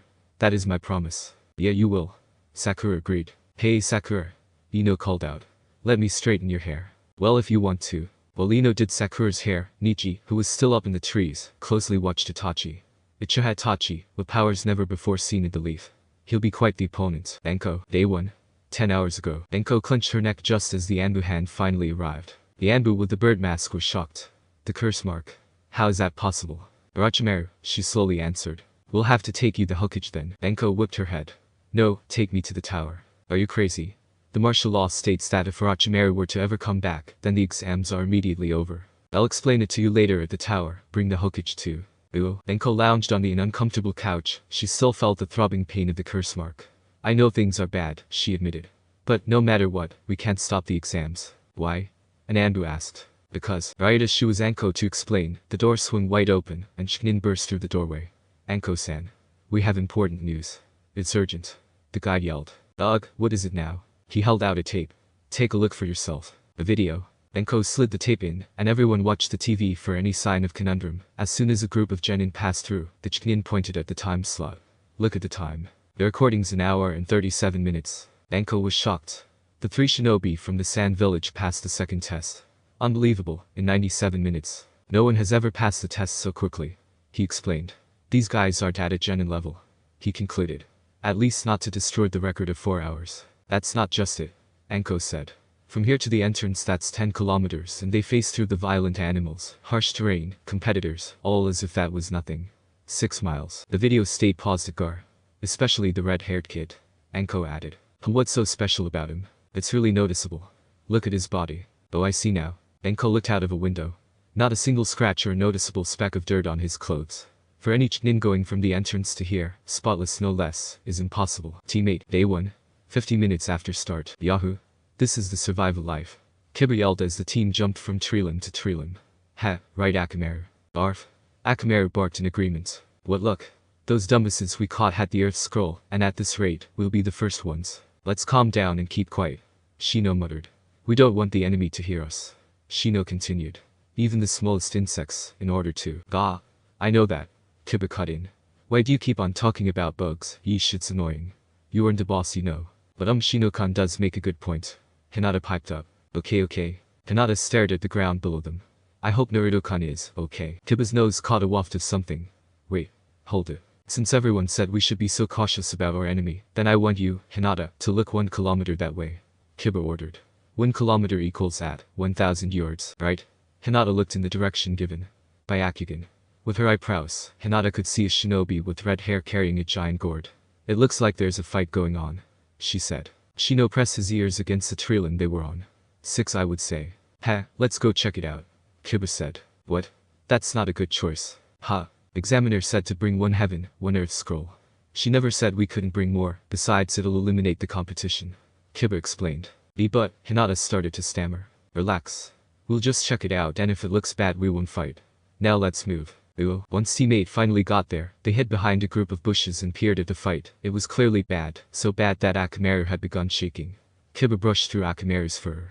Damn, 3 Rainin stood before the Sand siblings. Gar's emotionless eyes looked at the Rainin, as if he wanted to rip out their organs and bathe in their blood remains. You're going to die. The leader Rainin stated. Enough with this talk, old man. Gar said. Let's fight. We don't know if their scroll was taken or which scroll it is. Kankerm, Gar's older brother, stepped in. Without some information Gar, fighting them is pointless. It doesn't matter. Those who have met my eyes all must die. Kankerm gritted his teeth in frustration. Hard-headed little brother, I knew we shouldn't have done this. One of the Rainin threw several umbrellas up into the sky. Raining needles technique. He yelled, the umbrella is said, began raining needles. You can't escape from these needles, I control them with my chakra. Without moving an inch, the sand surrounded Gar and protected him from the needles from all sides. Is it? Kankerm crossed his arms and smirked. Gar is the wrong guy to pick a fight with, that's for sure. That's all you have. If you're going to make it rain needles, then I'll make it rain blood. Gar sinisterly hissed. Kiba, Hinata, and Shino were all stunned. Kiba clenched his fist. Those needles at that speed should have been able to pierce through steel. Gar made a single hand sign. Sand coffin. The sand rushed towards their leader and slowly engulfed him. He picked up one of the umbrellas. Ah, I could just cover your mouth and suffocate you. Gar suggested. He opened up his palms. But that's too pitiful. Gar's fingers came closer and closer until it was a full fist. Desert graveyard. The sand crushed the rain in making blood literally rain down all over the terrain. Gar opened up the umbrella as blood rained down. He didn't suffer because I killed him instantly. His sand crawled back into the gourd. When blood mixes with the sand it grants the user more power. He explained to the 2 remaining Rainin. The shorter Rainin rolled them a heaven scroll. Please, he stuttered. Don't kill us. Here's our scroll. The ground rumbled, and more of Gar's sand wrapped around their bodies, eventually engulfing them. Gar held out his hands and just like he did with their leader, and started to slowly close his hands to make a fist. Wait, stop. The ninja pleaded but alas. Tamari waved her hand. See ya. Gar squeezed his fist shut, and even more blood rained down. Come on. Damn it, we gotta go. Kiba whispered. A heaven scroll rolled to Kankerm's foot. With luck, he picked up the scroll. It's a heaven scroll. Good, we can head to the Todot. Shut up. Gar hissed. I want to kill more. No, let's stop, Gar. Coward. Gar, I know you're fine and all, but we're not. Kankerm argued. We're set, any more scrolls are futile. Don't tell me what to do, you worthless piece of shit. Listen to your big brother for once. I never thought of any of you as my siblings and if need be, I wouldn't hesitate to kill you. Tamari, Gar's older sister, decided to step in. Now, Gar. We shouldn't say hurtful things alright, listen to your big sis, okay? Gar held out his hand, everyone panicked. Thankfully, however, only a small sand cork appeared. Fine. These guys, Kiba said. They're super dangerous. Akamaru squealed in agreement. Team 7, current time. Team 7 had found themselves at a waterfall with the surrounding rocky coast. Their time for the second phase was limited. Shadow clone technique. Naruto yelled as he jumped off into the water. Itachi was on the rocky ledge, with 3 kunai between his fingers. As Naruto flung the fish up, Itachi threw the kunai knife at them, sticking them into a tree. Hey Itachi-kun, it's set, we just need a fire. Sakura called out. Itachi walked back to set on fire. Fire release. Minimal fireball technique. A small burst of fire spewed from Itachi's mouth and lit a pile of dry branches. Finally, Naruto got out of the water and sat by the warm fire to dry off. This is the 4th afternoon we've been here, Itachi started to say. Yeah, Sakura said. So, let's see if we started at around 2:30 p.m., then that would leave us with only a little more than a day to get the remaining scroll and head to the tower. Itachi turned his head. And we aren't that close to the tower. That means, many teams have already passed. And, that's the biggest one. Naruto on the other hand wasn't worried about that. Come on fish, cook faster. Itachi took out an earth scroll they managed to find. This isn't good. Team Shibuya were still on the edges of the forest, only 1 scroll and no hope. Not only have most of the teams passed by now, but it's already the 4th day. Minoji sighed. Tansum abruptly stood up. It's almost noon, he began walking away. I'll go get some food, you guys rest up. Yeah okay, Shibuya mumbled, he slumped on a tree. Hey, Minoji turned his head. The heaven scrolls have white edges on them right, and had the heaven character written on it, right? I would think so, but I don't really remember, why? Shibuya grinned. Hey, you aren't gonna. Ew. Everyone, except Sakura, was munching on their cooked fish. Sakura was worried. There could be no more heaven scrolls left, she wondered out loud. So there's 78 entrants, 26 teams, and only 13 scrolls. Itachi calculated the math. Right, so the highest amount of teams that can pass are only 13. But, Itachi recalled. Orochimaru burned the heaven scroll, rendering the earth scroll useless. It can only be a pair. Exactly. That means the amount of teams that can pass are now only 12. We also can't be sure though if all there are other scrolls damaged. If only about 20% of the people are remaining during this test, then each time a scroll is destroyed, our chances are slimmer and slimmer. After parting ways with our leaf comrades, it took us 2 days to heal. We have to be more active. After today, it's our last day and our only chance. Naruto watched Sakura and Itachi go back and forth. Man, smart people talk, I don't get any of it. Itachi sighed as he slowly stood up. Since we have time, I might as well get some water. And, Itachi turned on his Sharingan and glared at Naruto. If you open that scroll, I'll personally murder you. Naruto's face drained of color, he squeaked his head. Oh okay. With that, Itachi disappeared with the water canteen. Man, Itachi sure is scary. With the coast clear, Naruto leaned in and dumped the contents of his bag out. Hey Sakura-chan, what is it now? Naruto's face was dead serious. I have plenty of scrolls, we just have to change one to look like a heaven scroll. He explained. They aren't stupid, Naruto. Sakura sighed. Since we don't have a heaven scroll, how will we know what it looks like? Maybe these things have like a password or something. Naruto thought up of something. Yeah, I bet that's it. These things probably have passwords to them, and you have to read them the passwords in order to pass. So what? If we don't know what's on the inside, it's meaningless. What a moron. Looks like his serious face fooled me. And the only way to know is to, I'm gonna open this, maybe it'll give us a clue about the password for the heaven scroll. With a big brain I'm sure we can figure it out together. Naruto, no. Itachi said he would. Sakura's skin crawled. Personally murder you. Forget it, Sakura-chan, Itachi says a hell of a lot of things. Besides, he's probably just trying to scare us. I guess you're right, I'm always right. Naruto delicately started to unravel the scroll. Besides, what's the worst that could happen? Uo. Tansum heard a scream coming from his group, and he ran back, much to his dismay. They were both knocked out. Next to them was an open scroll. Did they? Yes, they opened the scroll. Uo. Naruto was almost done unwrapping the scroll. Almost Stop. The gloved hand tightly wrapped around the scroll. Ah. Itachi, don't kill me. I swear it wasn't. What are you talking about? Itachi asked. Naruto slowly looked up. Surprisingly, Itachi was in front of him with a canteen full of water in hand. If you're not Itachi then, Naruto looked behind him to see none other than Kabuto. Don't you remember the rules? He asked. You cannot open up the scrolls. That wasn't the best choice you guys made, Itachi scolded. Perhaps using fear to control someone is useless. We're sorry. Both Sakura and Naruto apologized as their heads sunk lower. Shinobi who break the rules, Kabuto explained, are subdued to failing the exams. There's a hypnotism jutsu on the scrolls. If you opened it all the way, you would have been knocked out until the end of the exams. Kabuto, is it? Why are you out here alone? Itachi asked. I'm not after your scroll, Itachi. I know that, but does it means you're after the heaven scroll?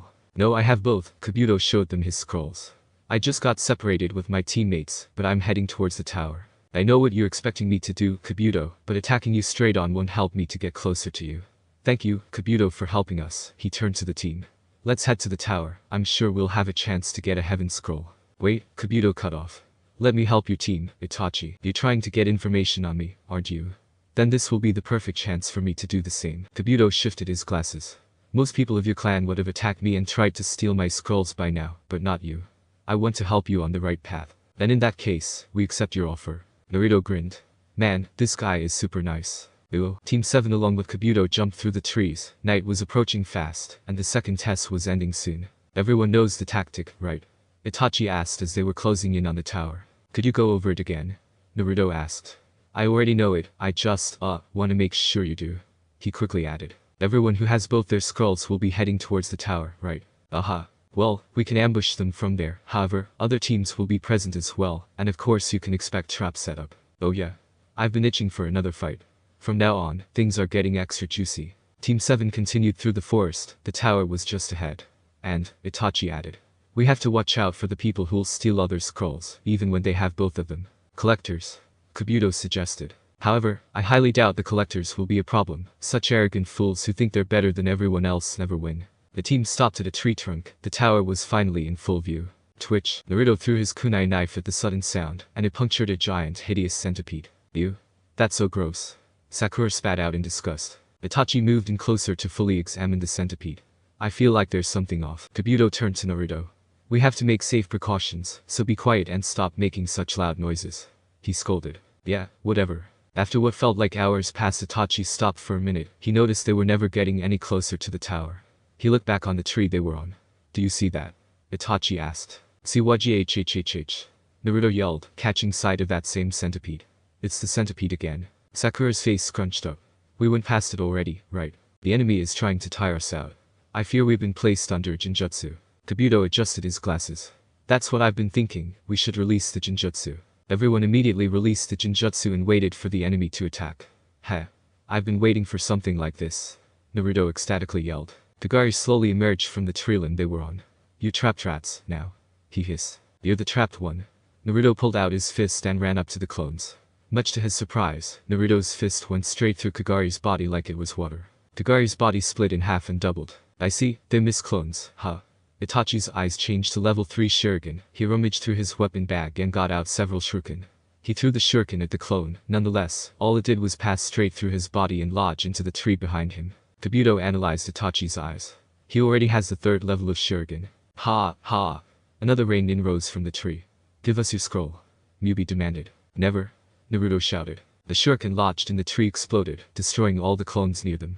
The team jumped down into an open area between the trees. Sakura looked back and forth, no sign of them anywhere. What are we gonna do, Itachi-kun? We'll have to wait.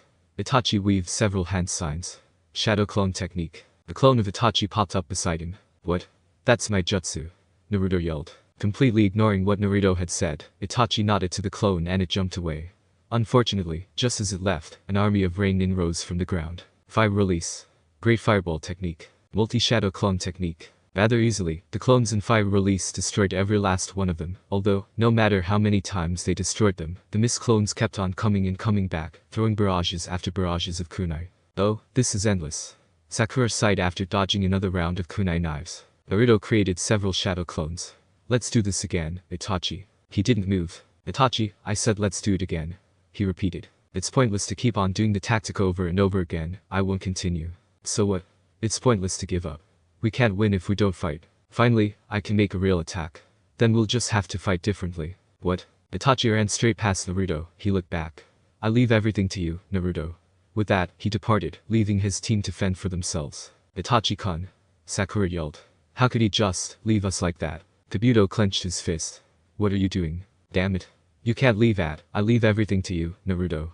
Naruto gritted his teeth. Multi-shadow clone technique. Dozens of Naruto clones appeared before him. Looks like I get all the juicy parts after all. The Naruto clones ruthlessly clashed into the rain clones. Soon, one after another, Naruto punched the clones, making them disappear bit by bit. Here go Naruto. Sakura cheered. Here we go. Naruto ran down to the last one. Never, ever mess with my friends.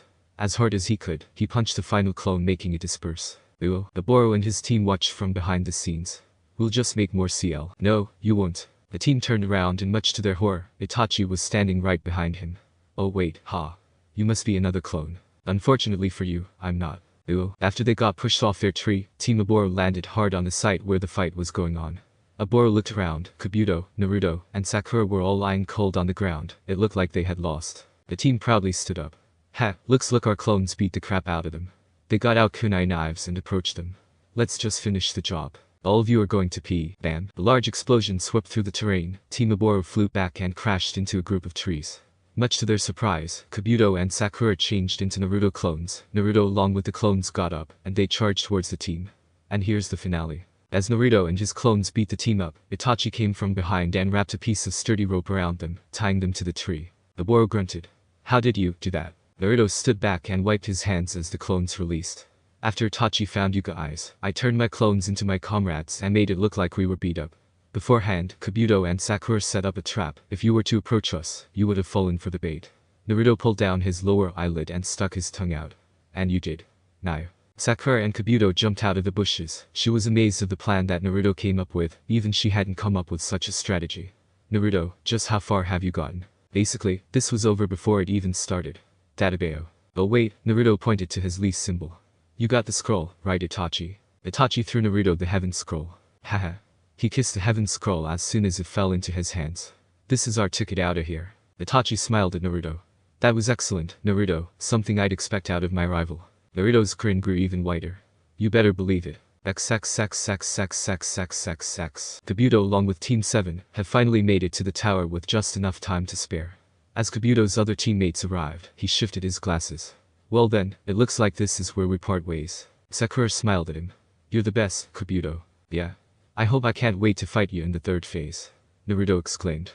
That would be interesting. Naruto and Sakura went inside the tower to turn in their scrolls. Just as he went in, Itachi stopped at the doorway.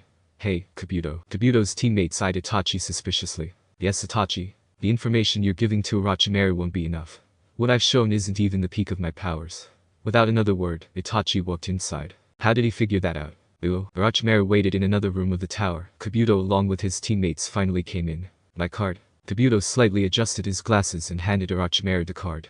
It's incomplete, however.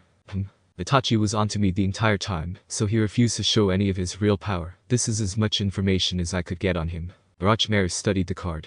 I see, how interesting. Team 7 looked around the tower entrance. It was empty, except for a giant poster hanging on the front wall. The poster contained several characters, with one peculiarly missing. What the hell? Without heaven? Naruto asked. Itachi glanced at the poster. Seems there's a missing word up there. I think it's time to use our scrolls, right? Itachi and Naruto got out their scrolls, heaven and earth. At the same time they both opened their respective scrolls. Naruto, Itachi, let go of the scroll. Quickly, they both their scrolls on the floor and right before everyone's eyes, Iruka was summoned. Iruka looked up. Long time no see, right? Bah. Iruka-sensei, why are you here?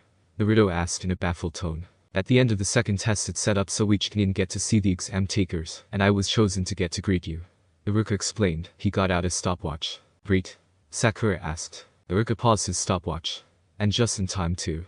Well then, I'm proud to admit that all three of you passed the second test. Congratulations. Now, I would love to celebrate this occasion with some ramen, my treat, of course, but you still. Naruto ran up and hugged Iruka. We did it. Hey Naruto, wait, we did it. We did it. This is so awesome. Itachi watched Naruto jump up and down like crazy. He has more energy than I ever will, but that is what I like the most about him. Shut up, already. Sakura yelled. Sweat drops. Looks like you haven't changed a bit, Naruto. Iruka sighed. Iruka held out one of the scrolls used for the exam. As you know, the rules are to test your ability to complete missions. If you were too weak and broke set rules, the exam takers would have been knocked out until the test was over. Iruka explained. So Kabuto was right, huh? I'm guessing he knows this from experience. Bah! You would have what? Naruto yelled. Geez. That was close. I know. Good thing Kabuto was there. Sakura agreed. Oh yeah, hey Iruka-sensei. What is the meaning of that word up there? There's a character missing and we really want to figure it out. Who cares? We pass. Naruto cut off. Bane pops Naruto. Iruka continued. Actually, that's why I'm here. Just read it. It's the motto of Hokage-sama. Motto? That's right. In this paragraph, heaven refers to the human mind, and earth refers to the human body. If you lack heaven, then gain knowledge, prepare. For example, Naruto's weakness is his brain. Naruto crossed his arms and put on a pout face. Sakura slightly giggled. Geez. Always someone telling me how dumb I am. And if you lack earth, then run and train more. So if Sakura's weakness is in the field, then you have to keep on trying harder. Sakura sheepishly grinned while Naruto smirked in triumph. And if you have both heaven and earth, you can succeed in even the most dire of situations. Itachi nodded. And tell us, what is this trying to represent? Right, so the missing word is supposed to represent a Chunin. Iruka unraveled the scroll revealing the summoning jutsu. If you put that in the missing blank, the last sentence is. These rules will guide a person's extremes. These 5 days of survival were merely the basics of what you need to become a Chunin. Chunin are at the rank of a military captain, and have the responsibility of guiding a team. Knowledge and stamina are all needed for that step up. Keep this Chunin motto in mind for the next challenge. Naruto saluted to Iruka. Yes, sir. And for this last test, don't push yourselves too hard, everyone. Iruka turned to Naruto. Especially you, Naruto. In fact, I think the safest would be to just quit the CHK. That ain't happening. Naruto pointed to his leaf forehead protector. Once I received this leaf forehead protector, it meant I was no longer an academy student, so that means you can't keep on worrying about me. Naruto adjusted the forehead protector. Cause I can fight too, you know. Doesn't that mean, I'm grown up now? I'm not a kid anymore, I'm a ninja. Iruka sighed. You're right, Naruto. I'm sorry.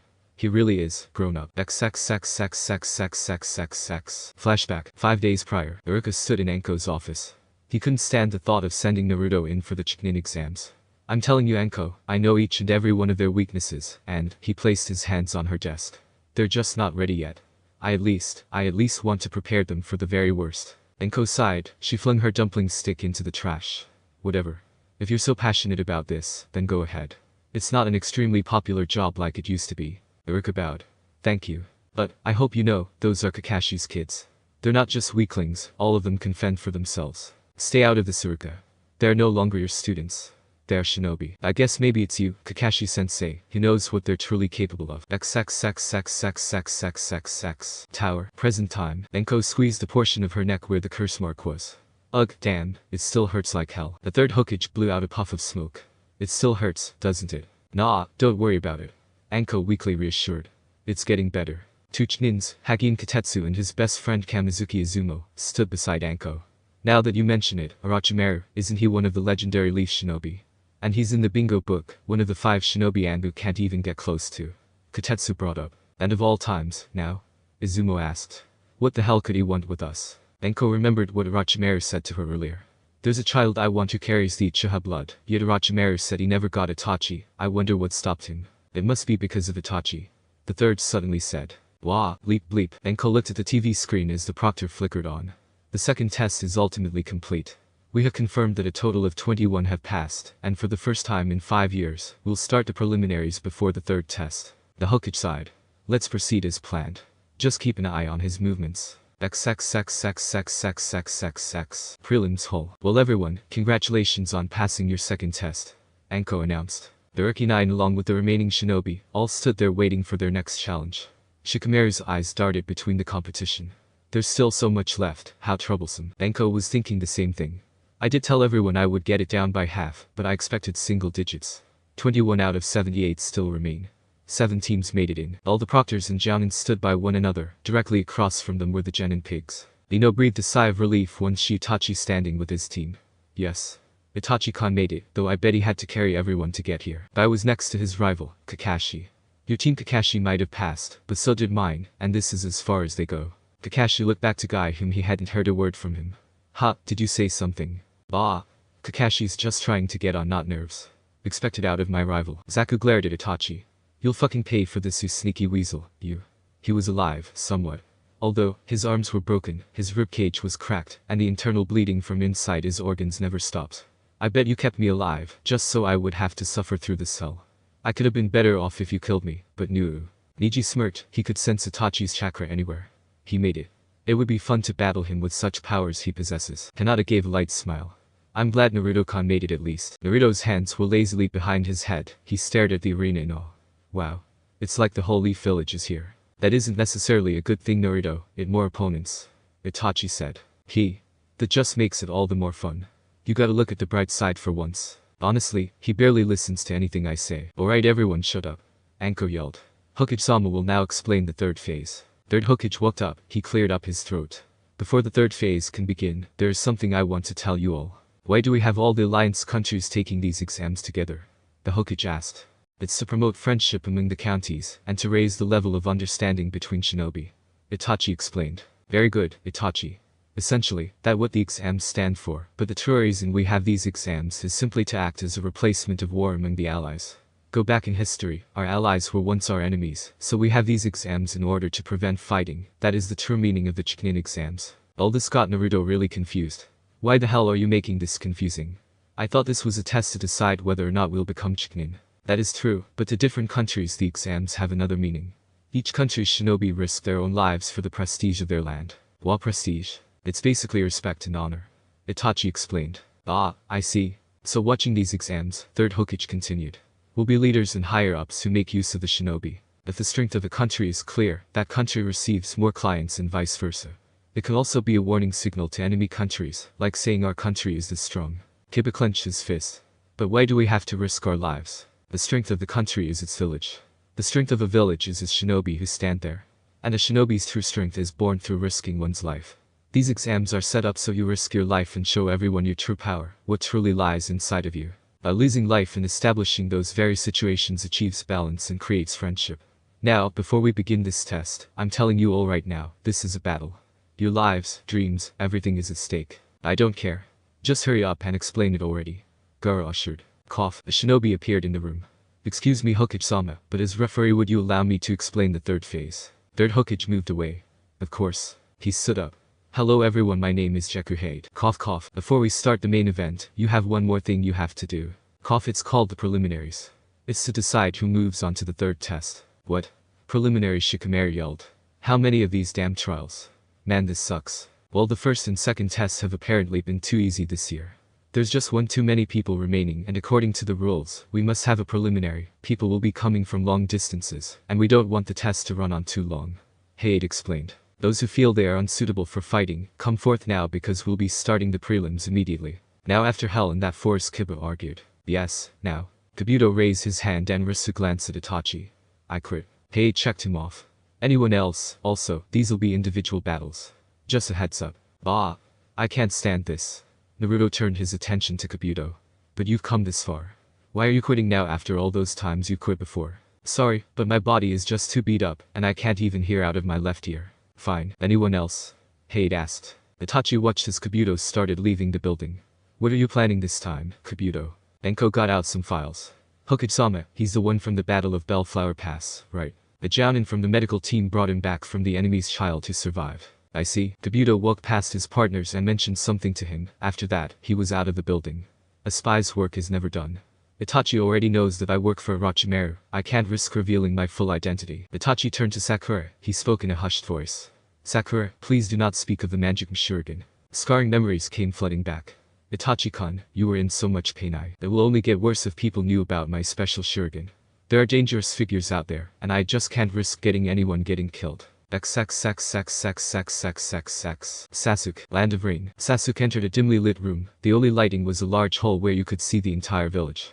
He approached Madara, who was sitting in a corner. Why did you call me? He asked. I wanted to tell you. Madara lifted his head. Through the small hole you could see his bright red Shuriken. I've delivered the gift of yours. Is that all? No? For the longest time I've been watching that boy's every move ever since I gave him the eyes, and I feel it was a mistake you made to give him such power. And why is that? Because he has no desire whatsoever to become a true Uchiha. Sasuke sighed. My brother isn't a clay piece you can mold to your desire by sweet-talking or empty threatening him. Change can only happen with action, and I promise you, I will motivate that action. And especially, don't tell Naruto. Okay, I'll do it for you. Enko began having ill feelings about the Orochimaru situation. We should have Itachi removed and watched over. She suddenly said. Orochimaru really wants him, we can't let him get Itachi. In fact, I bet if we ask nicely, he'll likely comply. I mean, you've seen Itachi, right? He acts nothing like the other Uchiha did. Well, although that's correct, I want a chance for all my shinobi to partake in the exams. The third stated, let's just keep an eye on Itachi and make sure Orochimaru doesn't try anything suspicious. Now, the preliminaries consist of one-on-one matches. There are 20 entrants, therefore 10 matches. The winners will advance to the third and final test. Basically, there are no rules. You fight until one of you dies or acknowledges your defeat. However, if I see someone has clearly won, I will step in. Hayate gestured to the electronic board that recently opened up. This is where your fate lies. Well, I admit sudden, but here we go anyways. Let the preliminaries begin. The electronic board blinked a few times. Hayate looked at the board until the match showed. Alright then, our first fight, Uchiha Itachi vs Sakata Yori. The two entrants stayed in the arena area while everyone else went into the stands. Hayate walked in between them. Now, he announced. Let the match commence. Naruto intensely watched Itachi from behind the stands. Don't you dare lose, Weasel. He barked. Itachi and Yori nodded to each other. Are you ready? Itachi asked. Of course I am. Yori rummaged through his bag. He quickly grabbed several shuriken and threw them at Itachi. Despite Itachi not moving an inch, the shuriken landed right behind him. Then it looks like I have no other choice but to use this attack. Yori's hand glowed with chakra, his specialty move. He ran up to Itachi. At this point, he hadn't bothered moving. Naruto clenched the standee bars. He watched as Itachi moved in closer to Yori. Sensei, why isn't that guy moving? Itachi's gonna get him. Kakashi crossed his arms. It seems Itachi placed him under his specialty move. Looks like the fight's already over. Over? Unexpectedly, Yori's hand went straight through Itachi's body. How the hell did you do that? The moment you looked into my eyes, your fate was sealed. Itachi answered. Kabuto never said he could use Jinjutsu. This was over before it even started. Itachi got behind Yori and knocked him out. Hayate walked over to them and examined Yori's state. He raised his arm. This battle is over. Orochimaru, hidden in disguise amongst the shinobi, licked his face. Excellent. Oh, but I wish I got to see more of his technique. Yeah? Naruto cheered, breaking the eerie silence. Ha. I'll show you a real fight, Weasel. Sakura dreamily watched Itachi. Itachi-kun, I just can't help it, you're so cool. Itachi started walking to the standee stance. Weasel, huh? I can only blame my existence for that nickname people are dubbing me. Tenten gawked at Niji. The only thing that Itachi person made him was frustrated. Why do you continue to hide that real power of yours, Itachi? Jinjutsu is the last I'd expect from you after that performance in the forest. Itachi could feel Gar's heart stare as he walked past him. Jinjutsu. Is it your greatest trick? You'll be fun to kill. MPHM. MPMH. Dosu unwrapped Zaku's bandages over his mouth. I'm going to kill this Itachi, and then he'll have a taste of what pain bad suffering truly is. Yeah, he's gonna pay so quickly. Dosu re-wrapped his bandages around the mouth area. I actually have to thank Itachi for beating you up. Now I won't have to hear your mouth run. Zaku glared at Dosu. $% and $. You better hope you don't get paired with Itachi in Phase 3. After what you did, I doubt he'll use that petty Jinjutsu on you. $%. Ooh, Kiba mockingly smirked. Jinjutsu, huh? Is that Itachi's grand master plan? Ha, everyone can do Jinjutsu. Not everyone, Shino muttered. It not only requires precise chakra control, but some people just aren't suited for that type of jutsu. So what? Who needs chakra control? Most people, that is, if you value living. Everyone watched as the board flickered again until it finally showed the new match. Heiei glanced at the board. The second match is Abumi Zaku vs Aburum Shino, he announced. Dosu took the liberty to tear off most of Zaku's bandages. Barely did Zaku manage to get down the stairs and face his opponent. This'll be easy. Heiei took a look at Zaku. He looked badly damaged. Zaku, are you sure you want to do this? Don't lecture me on myself now. He coughed up some blood and it splattered on the ground. This'll be child's cough, play. You should forfeit, Zaku. Shino coldly stated. Cough, never. Ooh. Naruto watched Zaku struggle. He felt sort of bad for him. Man, who messed up this Zaku guy? Looks like he got the freaking crap beaten out of him. For a second, Sakura's eyes laid on Itachi. I don't know, Naruto. He must have had it rough in the forest. Ooh. Heiei sighed. If you're so confident in your own abilities, then, he raised his arm. Let the match begin. Zaku lunged for Shino, and he dug his fingers into Shino's upper arm area. Shino simply pushed him off. You can't beat me, not in the state you're in. I can. Shut up. Zaku held out one arm and blasted Shino away, and with the other arm he clenched his stomach. The internally bleeding got even heavier. Damn you, Itachi. Shino stood up. As he did, Zaku watched something black crawled up his face. Duh. What are those?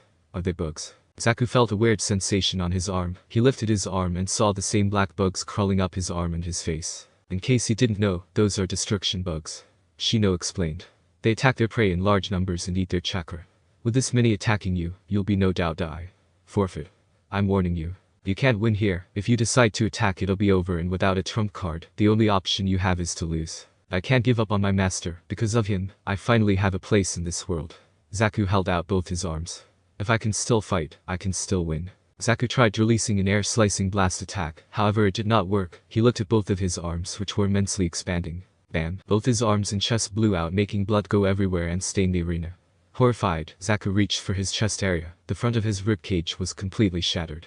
With the amount of blood he lost, Zaku plummeted into a pool of his own blood. Shino walked up to Zaku. I told you to forfeit. Ooh. Naruto's mouth hung wide open. Wow. Did you see the Sakura-chan? That guy just exploded. Sakura sickly nodded. Yeah, it was very disgusting. Ooh. Two medic nin came in. They collected what remained of Zaku and placed him on the stretcher. Report. Heiei asked. Very slim, if any at all, chance of Zaku living. That's where ignorance, cough, and arrogance will get you. Ooh. I don't understand. What the hell just happened? Naruto asked. It's an Aburum clan technique. Shino has bugs living within him. Itachi explained. The Aburum, at the time of their birth, give up their bodies to these insects as a nest. By them feeding on said chakra, the clan can control the insects and use them to their bidding. What? How do you know that? With the Sharingan, chakra appears to me as colors, and I can differentiate the different colors in Shino's body. And I study up on such trivial things every chance I get, he added. Heiei glanced at the board as it flickered again. Next match, Tsurugi Misumi vs Kankurum. My turn. Kankurum and Misumi walked down the steps to the arena. As soon as they stood face to face, Heiei raised his arm.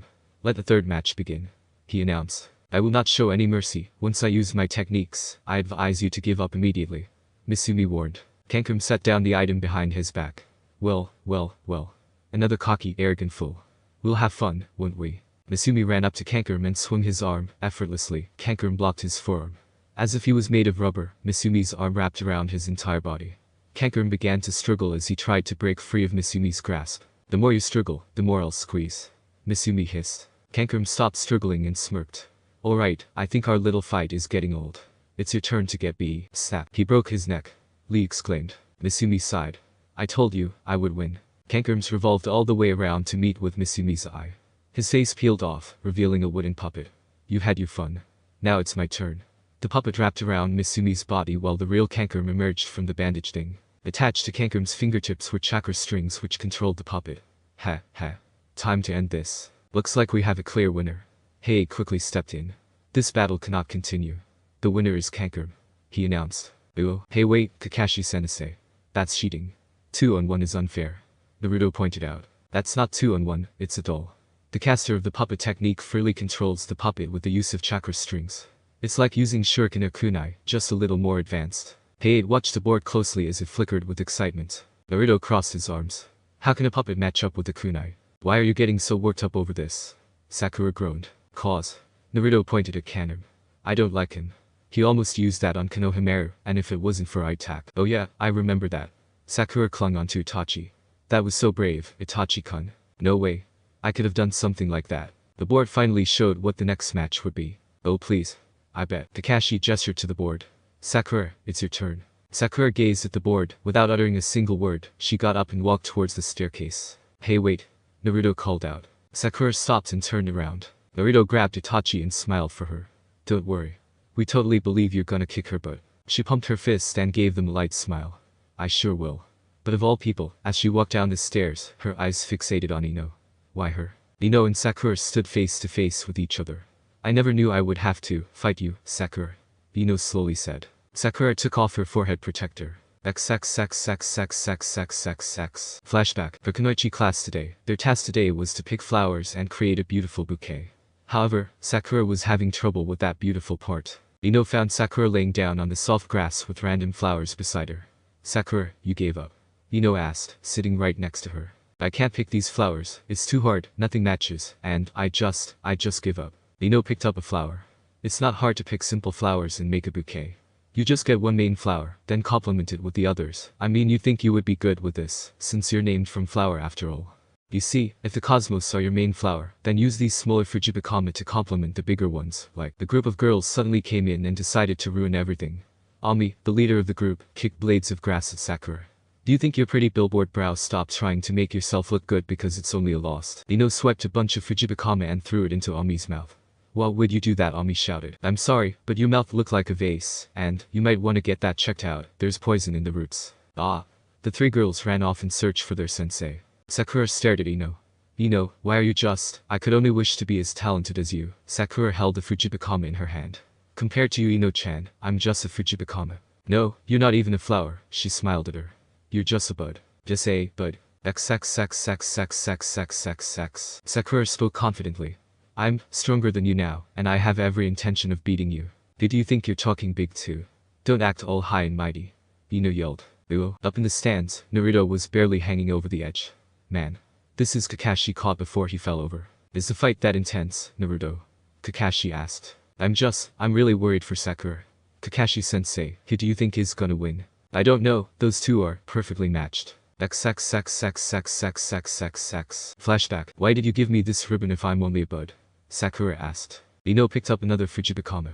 Because someday that bud will grow into a flower that will perhaps be even more beautiful than the cosmos. Ino-chan, thank you. That's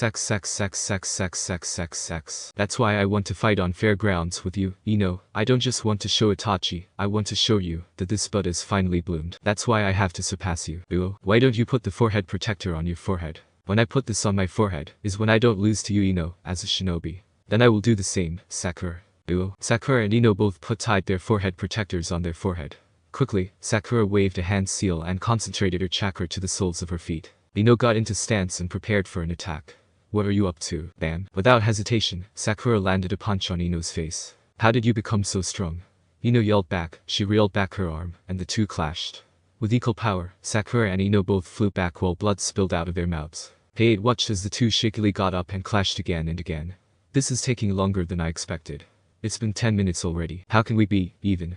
Ino yelled. Don't lie to yourself. Sakura remarked. I'll never be even with someone who worries about her long pretty hair. Stop looking down upon me. Ooh. Shikamaru began worrying. Ino's getting to her breaking point. Ooh. This is it. Ino got out a kunai knife, and in a fell swoop, she sliced off her ponytail. Don't think you're the only one who can cut their hair. Ino did a bird hand seal and opened up her hands making an O shape. This is where it ends, Haruno. Ha. What the hell is Ino doing? Naruto yelled. It's the mind-body change technique.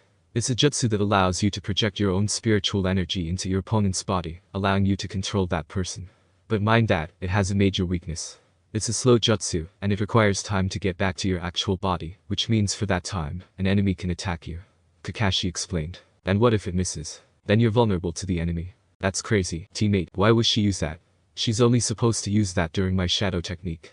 Shikamaru yelled. You're going to lose. It's not even a battle jutsu, Asuma added. What is she thinking? Ino got into position while Sakura ran around, ignoring the yells of Shikamaru. She used it anyways. Mind-body change technique. Ino lowered her head while Sakura stopped and playfully smirked. Looks like you've missed, Ino. Suddenly, she felt something coil her legs. Did I miss? Ino raised her head. It was only a trick.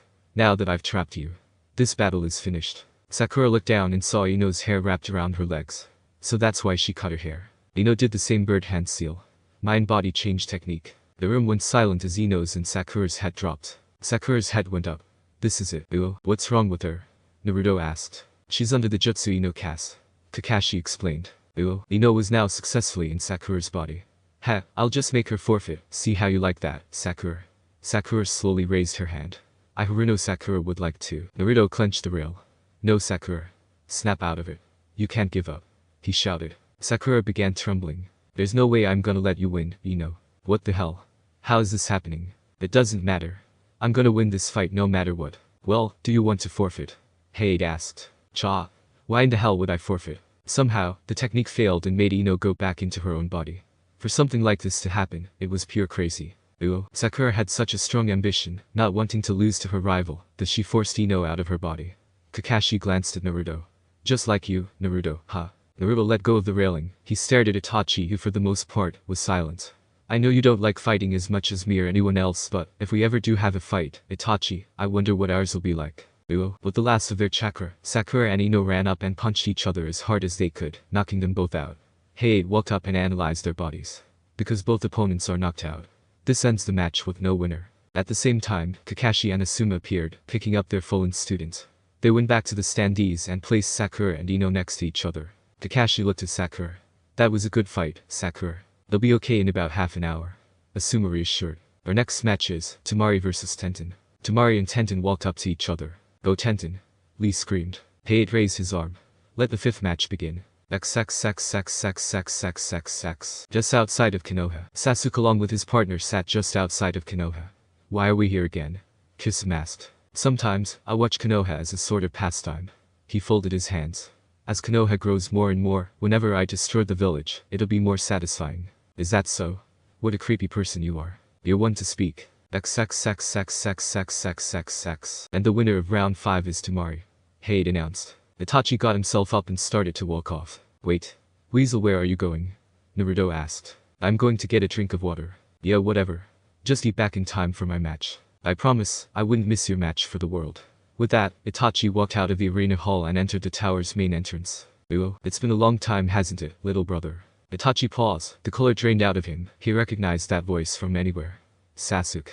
Why are you here? Because I'm itching to kill everyone. Sasuke slid out his katana. Just for the fun of it. I won't allow you to. And how are you going to do that? With love. No, Itachi turned on his magic shuriken. With hate. The Konoha 12 stepped into the arena where crowds of people cheered. Naruto smiled and put his hands behind his head. Alright. Let's do our best. Naruto paused. He felt pretty slimy. Oh man, why of all places? Itachi-kun. I'm so excited. If we win, we'll get a week off vacation from all those missions. Sakura exclaimed. That means I'll have more time for studies. How exciting. Wow, how boring can someone get? Before could Naruto take off and find the nearest restroom, Sakura grabbed his arm. Wait, Naruto, you're going to miss the opening ceremonies. Sweat drops, oh man. After the opening ceremonies, Naruto ran straight to the bathroom line. Move it. Move it. Move it. Naruto yelled. He slipped on, I don't know, a cup, maybe, and bumped into someone who was standing in the impossibly long bathroom line. The guy had on an odd cloak thing with red splotches on it. Man, does this guy have stupid hair? What? Looks like a duck's ass. The guy turned around and stared straight at Naruto. Be grateful you still have the pretty hair of yours, blockhead. This guy looks like Itachi. What a pedo. The first match of the festival will soon begin. Welcome to the first match of the sports festival. Everyone got their feet strapped with wooden things while they all grabbed onto each other's shoulders. Naruto's face turned blue as that same churning from his stomach came back. I guess I'll have to tough this one out. Naruto held up his hand. Ready. Go. Everyone took off. Naruto's team happened to be in the lead for the time being. Damn it. As fast as he could, Naruto ran, wanting to get out of this situation, fast. After the race, Naruto once again took off to the bathrooms. Kisame wiped up the floor area from previous incidents around the other bathroom. He left a sign, then walked away. Naruto ran across the hall to the other bathroom. Without looking where he was going, he slipped on the wet floor. Oh no. Damn it. Bam. Naruto fell face first on the floor. He cocked his head and saw a sign that read out of order. Geez, would it have to be out of order? Naruto slowly stood up. Wait, the girls' bathroom is still running. Naruto grabbed his butt and gulped. Well, when you gotta go, you gotta. Hey, Naruto-kun. Naruto quickly turned around. Why, yeah.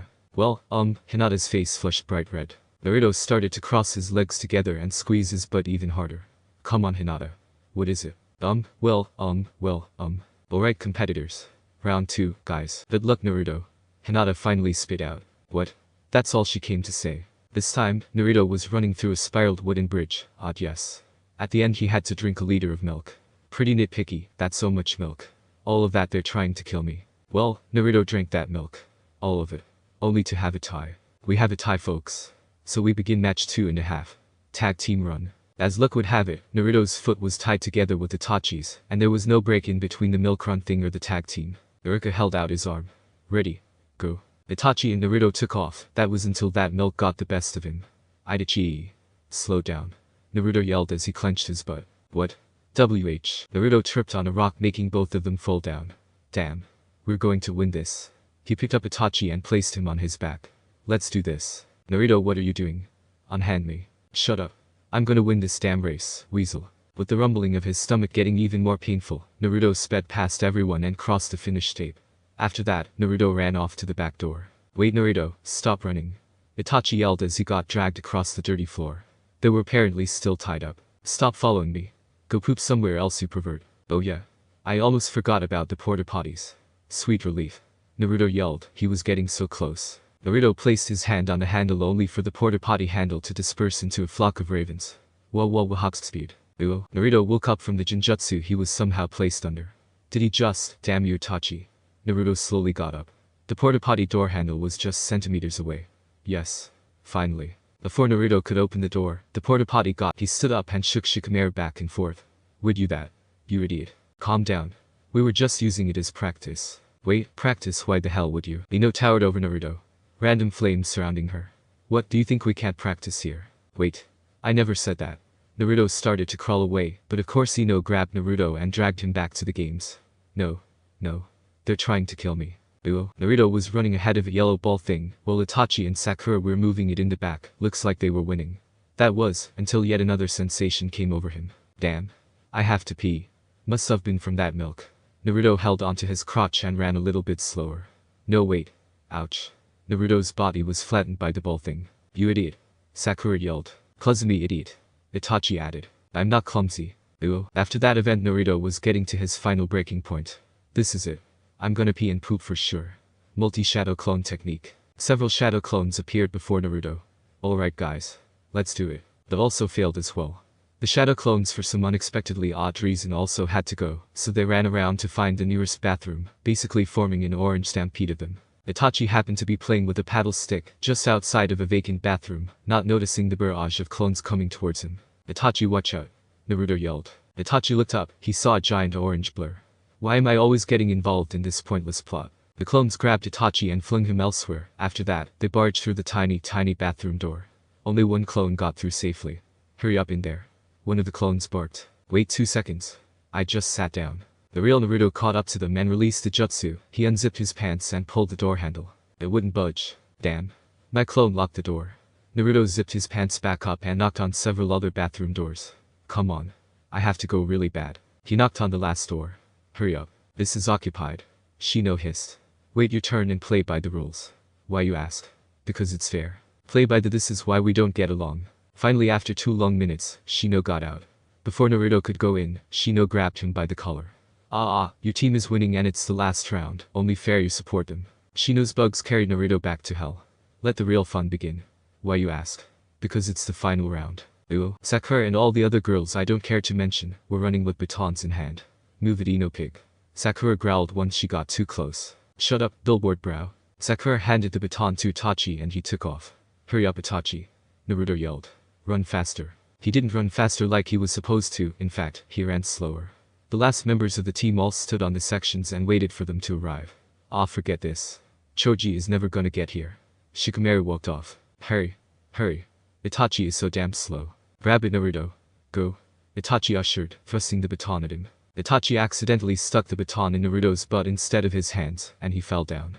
Sweat drops. Itachi picked Naruto up and put the baton in his hand. You're such a weasel, Itachi, why of all places? Shut up. And run. Naruto ran at a snail's pace, until something came over him. Wait. If I win this, I get to go.